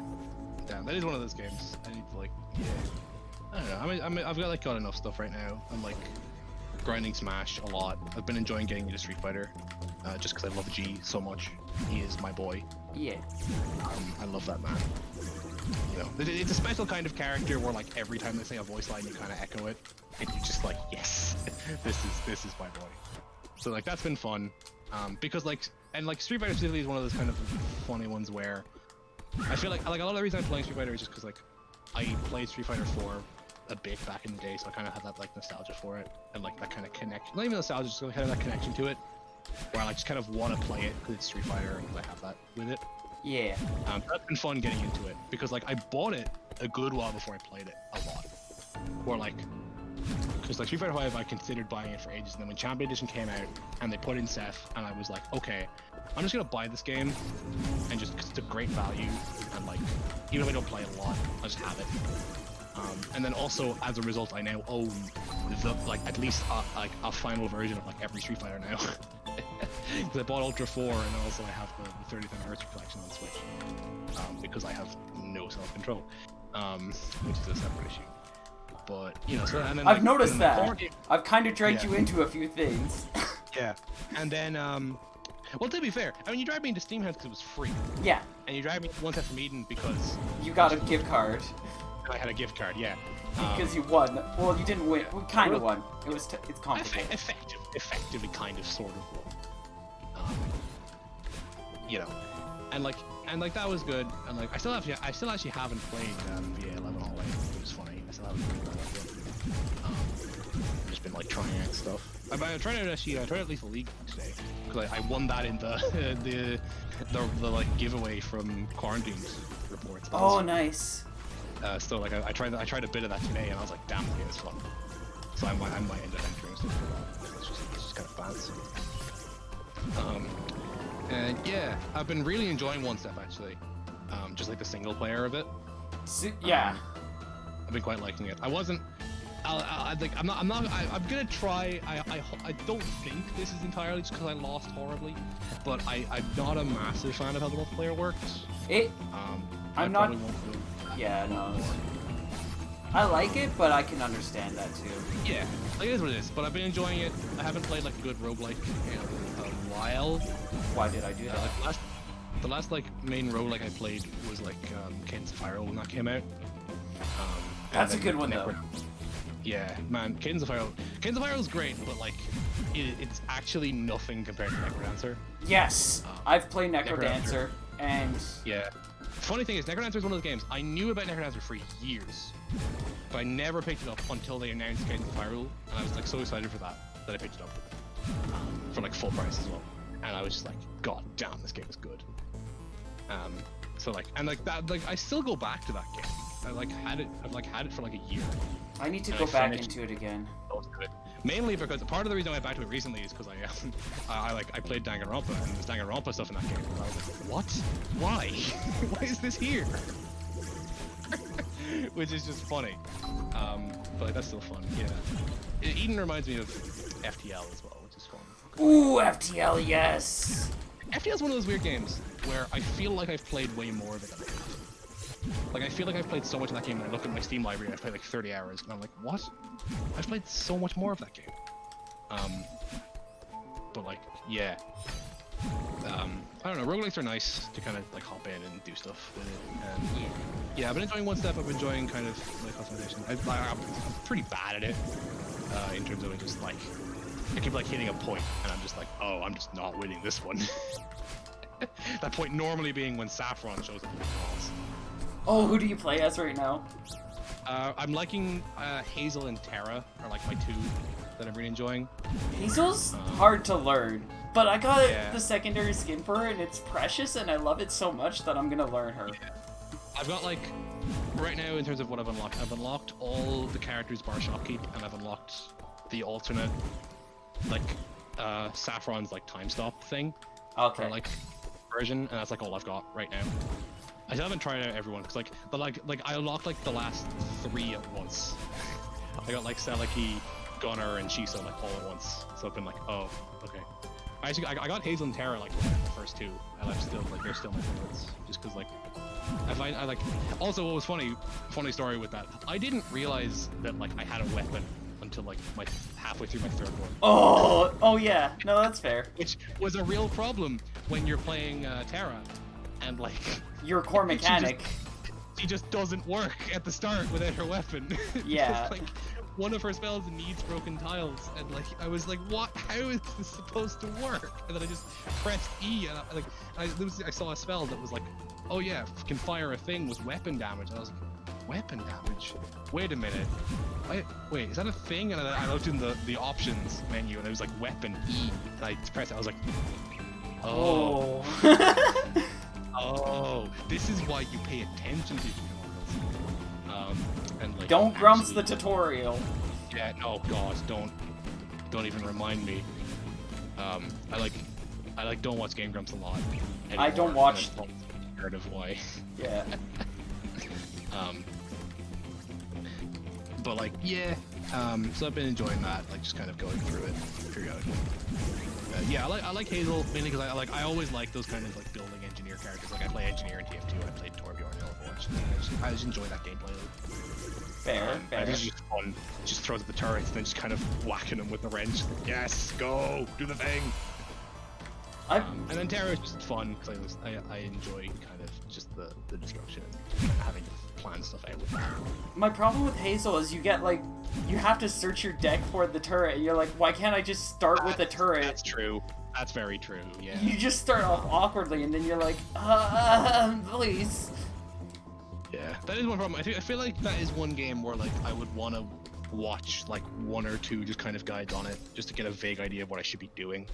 Yeah. You know, I feel like it's one of those games that like if I have a decent idea of how I want to play it out, then I can kind of figure out everything else from there. Like in terms of like how I should be aiming my deck and how like focused I need my deck to be and that sort of stuff, and like what I want to be removing and that sort of stuff, what I want to be upgrading. Yeah. But it's still, you know, it's a fun game, and I like hop on it periodically. When I'm not playing one of the 4 billion other things I'm playing. Same. But yeah, you know, just chilling out, trying to, you know, keep productive, do things that are like semi worth my time. Have fun with life. We got nothing better to do. That's like, cause like I've been trying, like, you know, it's been nice in part having kind of quarantine and just making me be like, okay, I've got all this time, and like, I want to be able to look back and be like, I actually did something useful with that time, at least like semi-useful. Yeah. So I'm like, I'm gonna put in a lot of effort to like actually have a not like a more than just like a semi-mediocre mentality with regards to competition, and like actually get decent and stuff, and that sort of thing. And that's been I've done pretty decent, so I'm like pretty happy with that. That's good. It's just kind of that sort of stuff.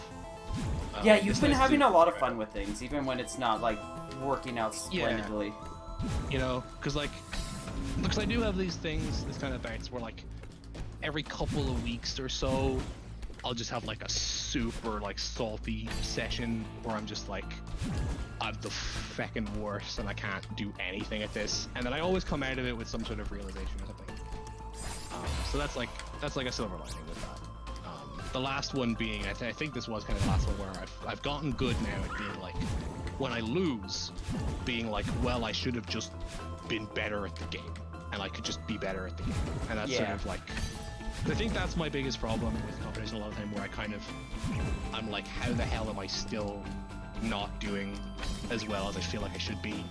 Like I guess that's more thing. Like I feel like I should be doing this well, and then I'm not. So it's kind of, that's like been a thing for me, kind of figuring that portion of things out.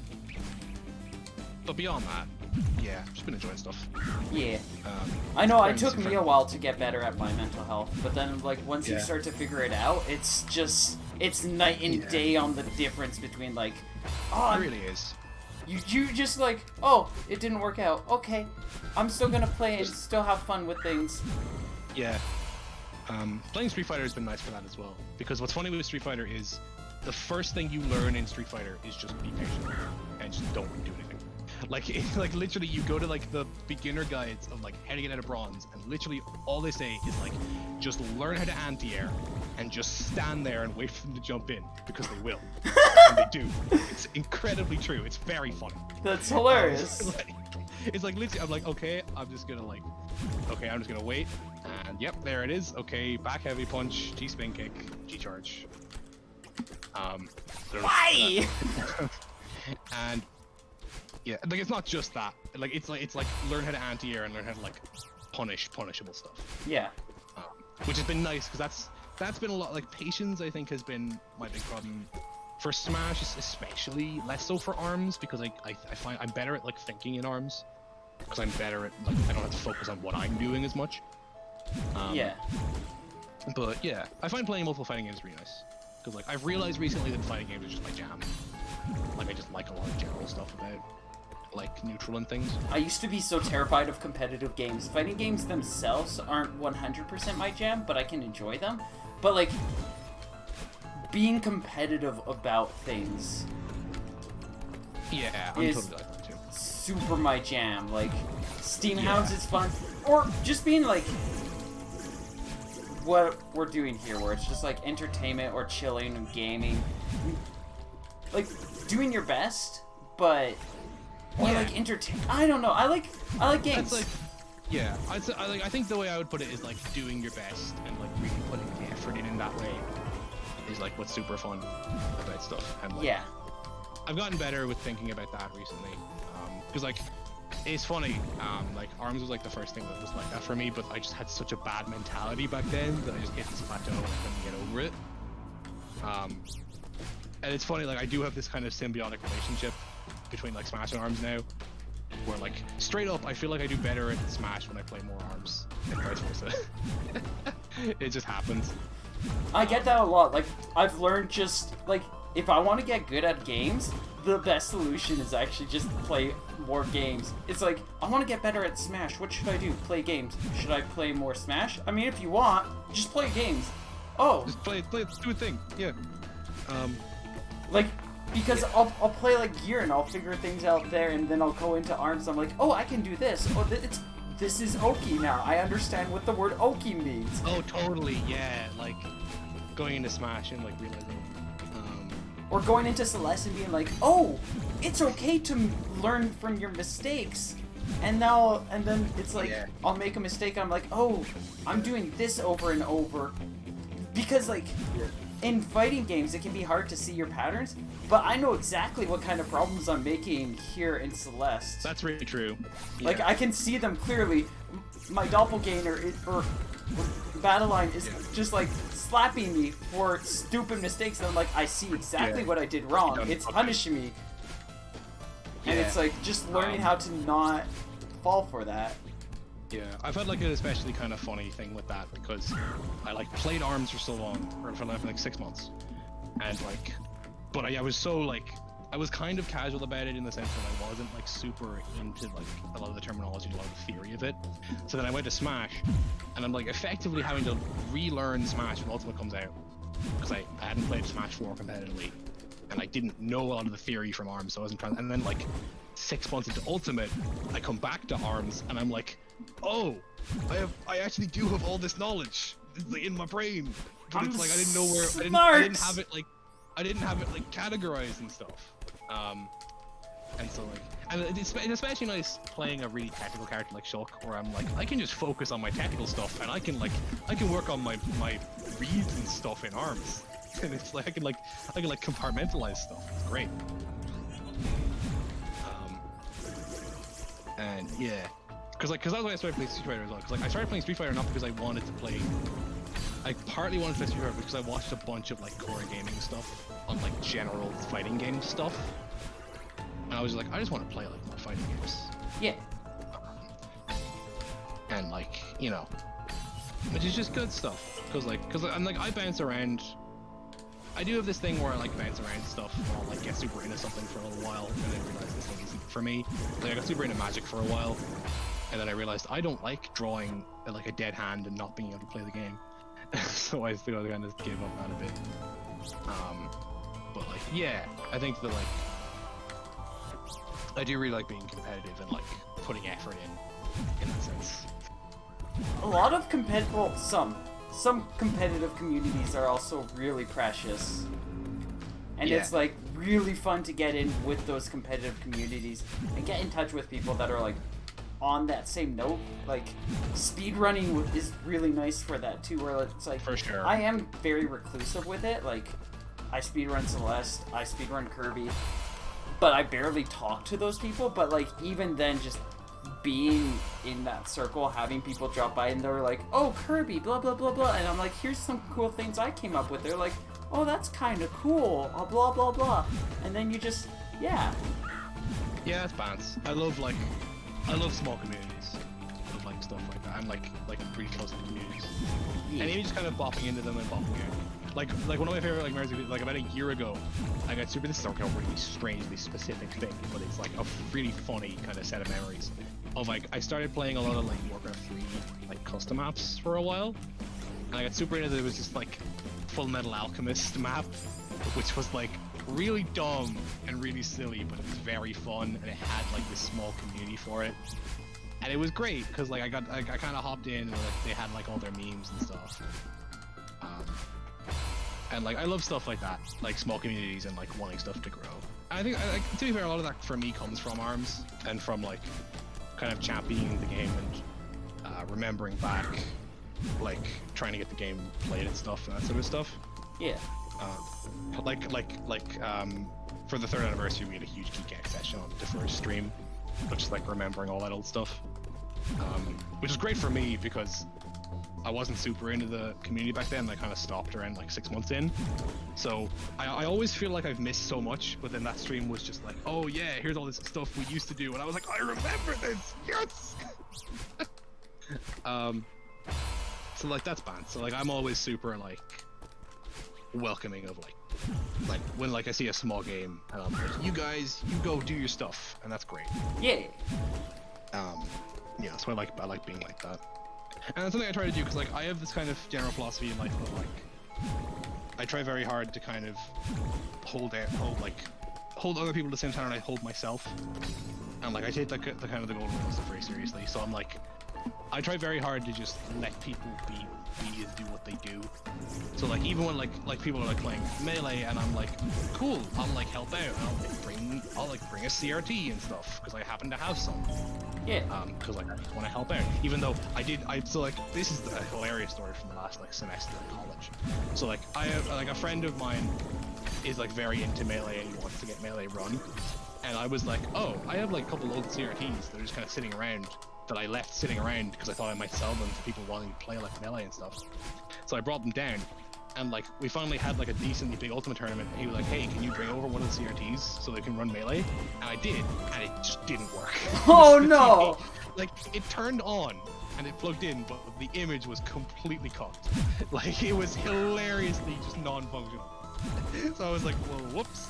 And that was about a week before quarantine. So that was fun.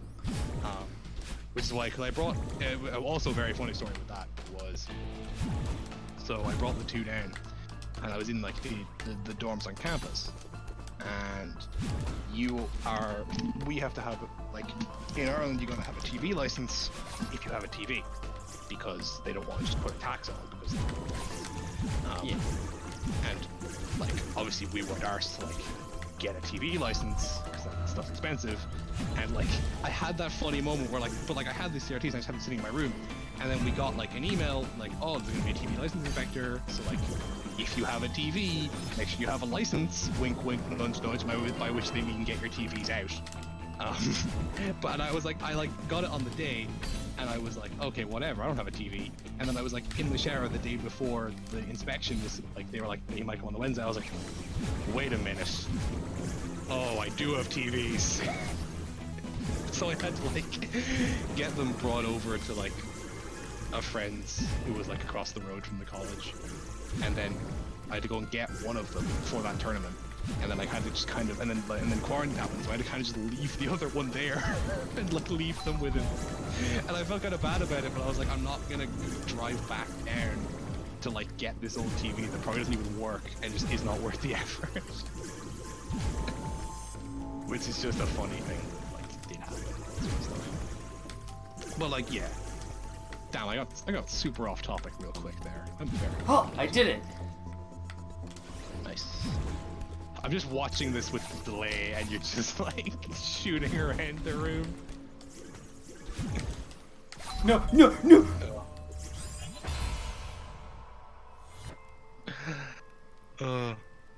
Yeah.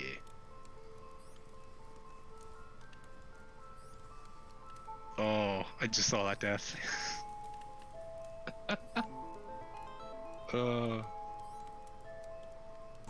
Vibes. Bad vibes. This time. That's like something I started saying over the last while. It's like, I don't know why I do this. Because you can. Yeah. I kind of do that where I like start saying stuff as a joke and then I just kind of keep saying it. I was like, I'm just going to keep saying this now. I've picked up poggers. I thought that word was stupid. I use poggers now. Like, kind of ironically, yeah. Kind of not. I do it. I kind of do as well. I'm trying to think what else I do that's like that. I don't even know. I mean, yeah, it's fine. It works well for what it needs to be. It's just like, at the same time, it's like, oh god, it's poggers. Yeah, I get that. But it's basically the new radical. It's that. Exactly what it is. Ah! Yeah. It's just that word that like People who don't say it are like, that's dumb, and people who say it are like, we recognize that's kind of dumb, but also we keep saying it. You're like, oh, this is dumb, but it's also radical / tubular / epic. It's like it's just like there's two types of people with poggers. People who think it's dumb, and people who think it's dumb but say it anyway. There's no third category. Well, no, there's a third category of people who've never heard it. That's the third category of person. There we go. We've successfully split all of, all sentient beings. There are 3 types of people. There are 3 types of people on this earth. Those who say poggers and those who do not. There are 3 types. Those who do it, those who don't. That is sorry, sir. You said 3 types. Do not question my logic. You're not questioning me. I am above the law. Fuck! I can't get that boost!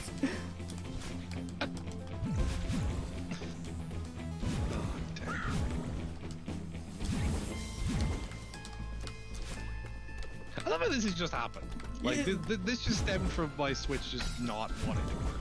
And then I'm just here rambling now. Sometimes it's how it works, and sometimes... Yeah. I was gonna play Rival Megalgun. I'll do that during my week off, I guess, because I do want to check that game out. More. I don't know what the problem was earlier. It just like was not happening or something. Internet. Yeah, and like I restarted the reader, it still didn't work. I was like, oh, okay, sure, whatever, I guess. Switch is a poopy head sometimes. It is what it is. I find my Switch is pretty good internet-wise. A lot better than my PS4 anyway. Usually. Yeah, like, I love just like, cause like I bought the Kingdom Hearts collection about a bit over a month ago, because it was on sale with the all-in-one packages for like 30 quid. So I was like, that's just so much game that like I feel like I have to. Also, it was very much a waiting for Xenoblade game. But I was like, oh, I'm gonna download this, and it's like, yeah, this is gonna take like 4 days. I'm like, okay, great. And then like it took like I left it overnight and it made like no progress. And it turns out there was some like, I don't even remember what the problem was. There was some weird problem. But even when I fixed the problem, it was like, yeah, this download's gonna take like an hour for each one. And I was like, dude, I could and then I bought Xenoblade and it's like, yeah, we're gonna have this whole game installed in like 45 minutes. And I was like, thanks guys. You know what you're doing. Yeah. Yeah. Or like oh, man, the PS4 like size is just so whack. It's like they have big memory, and you're like, oh wow, that's so much memory. It can hold so many things, and then you realize all the games on it take like. No, it only means that they don't have to bother compressing it. Is all it means. Exactly. Which is, like, oh god, let's get started on this. Let's get started on this. Fighting games. Why are they so expensive on memory? All of them. Yeah. I haven't had that much of a problem. Like the one problem I had was I got Injustice. We have 3 on Steam right now, actually. Yeah. And like that was like this is gonna take ages. I was like, are you serious? My main problem was with like when I the thing that hit it home for me was when I bought like Black Ops 4 pre-owned Select Zombies, and it was like, yeah, this is gonna take. We have to install like 40 gigs, and I was like, dude, like Smash is over here and it's like 13. Like, what are you guys doing with your lives? That like you can't fit like this is like a 40 gigs when I bought the disc, and I have to install 40 gigs of data. But like you've like Smash over here is 13. Yeah. I will say, funny story. I did have to buy a new SD card for my Switch for Xenoblade because there was literally because for whatever reason on the system memory. Because like Xenoblade and Smash are both about 13, we had like 32 gig SD in it. But because of the Switch's firmware, there's not enough space on the actual console memory for either game. And because of the amount of like firmware it has to have on the SD card or whatever, I literally could not have Smash and Xenoblade installed at the same time. Oh, that's unfortunate. Because like it was like barely not enough. Like I could delete everything else that didn't work. So I just kind of, but thankfully the SD cards were like on sale on Amazon, so I got like 128 gigs for 20 quid. And I was like, nice. On that story, I used to have a 200 gigabyte SD card for my laptop, so that I could have memory to put Blaze Blue, Guilty Gear, Tekken, so on and so forth on there. When I moved, I don't know what happened to it. I know I put it somewhere, but I've never found that SD card now. So I've got to go get a new SD card. But I don't want to spend the money on that. I want to hope and wait to find it, but I know I'm not going to find it. Fortunately, it sucks to lose, but it was all just Steam data, so it's like, alright. It's like what odds? Yeah, I got that. So if I replace it, it's just like re-download Steam stuff, put it back on there. But like even still with the memory thing, like I mean, we got by like 3 years with the 32 gigs of system memory and the 32 gig SD card. Whereas like I've been having to manage my like 1 terabyte PS4 since like about a year of having it. Yeah. I don't even play my PS4 that much. Yeah, because the Switch is well optimized. I've never had to worry about memory on my Switch because I have a different big memory card on it, and I'm just like I'll worry about it, but it's a casual thing that I'm like, I guess I could care about this. Like to be fair, I have had to manage it for a while, but also like we did like it was like 32 gigs is pretty small for one well optimized, so it's kind of like we dug ourselves into that hole in the first place. But even then, I was able to like have most of what I wanted installed on the thing at any given time. I wasn't having to like juggle re-downloading stuff. You know, but it is what it is. Yeah, it is just funny, like mainly with the Switch. Like my example with the Switch, like the Switch is always it's just an example of like if you say you can't do something, the Switch has probably literally done it. It's like, oh, we can't get like X to run. It's like, well, they got Breath of the Wild to run on this thing. They got so, Doom. Like, they got Doom on there. Yeah. You know, it's like, yeah, they can run like Breath of the Wild with very little frame drops, or like Ultimate at all on this thing. And you can't like get solid 60 FPS on a PS4 with your games. They were struggling to get Smash 4 on the Wii U to a degree. That's true. No, in part because of the 3DS, but then on the Wii U it was still bad. And this is like a huge upgrade, and then they just did it. They just did it. Yeah, just straight did it, as you do. That is like my thing. Like especially, it's funny when you look at like even like third-party stuff that's come to the Switch, and they just can't do it. Like you have like The Witcher, which had to be like visually downgraded a lot. It had to like, become again, literal poop. And it's like, guys, you're on the same system as Breath of the Wild. Like this is not a hardware problem. That means that I don't blame the developers. Like I do literally do computer science. I cannot comprehend how difficult that must be to optimize a game like that. But like also, you guys are being paid to do it. It's literally your job. Please do it well. Like, but it's like come on. A lot of the problem too is they're too used to the idea of working on that's incredible platforms that let them just have that leap. Yeah. Yeah. Like they're not trying to fit Pokemon Gold and Silver on a Game Boy Color. Yeah, and also it is unfair to like, in a sense, compare a third-party dev to Nintendo themselves. Because Nintendo literally have like they made the hardware. They understand it. Completely. But it is like I'm so like it's not a thing that I'm like you should have been able to do this, but it's like a thing of it can be done. So you know, it's more so a thing when people say like, oh, it's like the Switch just can't run big AAA games. It's like, well, they factually can. It's right there. It's done some very big prominent games. Yeah. Like, I mean, to be fair, actually, really, I should be using Xenoblade as an example now. Oh god, yeah, Xenoblade Remastered. It was massive. It was huge. Stupid huge. And it looks like it's like the most beautiful game I've ever played. And it's like, come on, guys. You got this. We believe in you. I don't want to geek out too much about this. You're welcome to. And I'm loving the game right now. Where am I going? Fun. It is fun for me as well because the example. It's like the example for me of like Smash got me into the thing to an extent.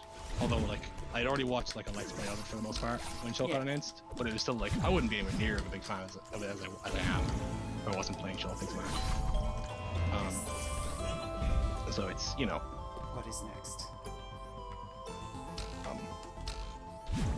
Like that's like my main like stuff right now is like Smash, ARMS, Street Fighter, and like Xenoblade is my main Xenoblade.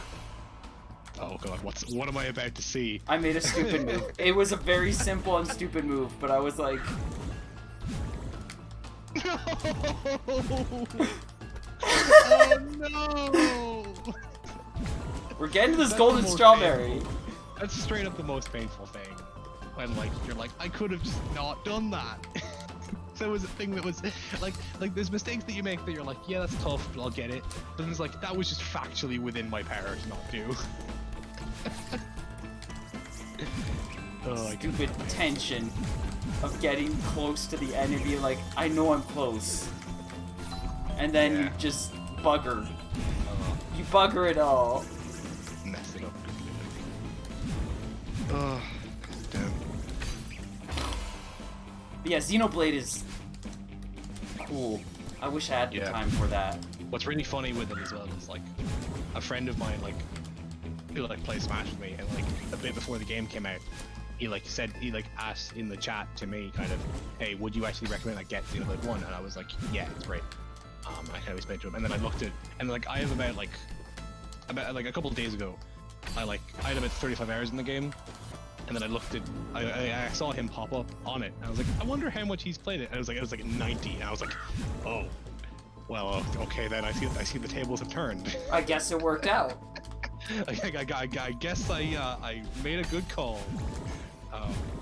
And then he's one of those people who go on Steam and write a bad review about it. This game is horrible, I hate it. 300 hours played. 300 hours. Yeah. Why? I think my hands are too cramped and tired. We should probably stop this. Yeah, that's entirely. We probably should, to be fair. I mean, like, yeah, I mean, given, yeah. I was a good effort. I got close. Maybe next time I stream Celeste, I'll push to finish it. Perhaps. Mayhap. Yeah.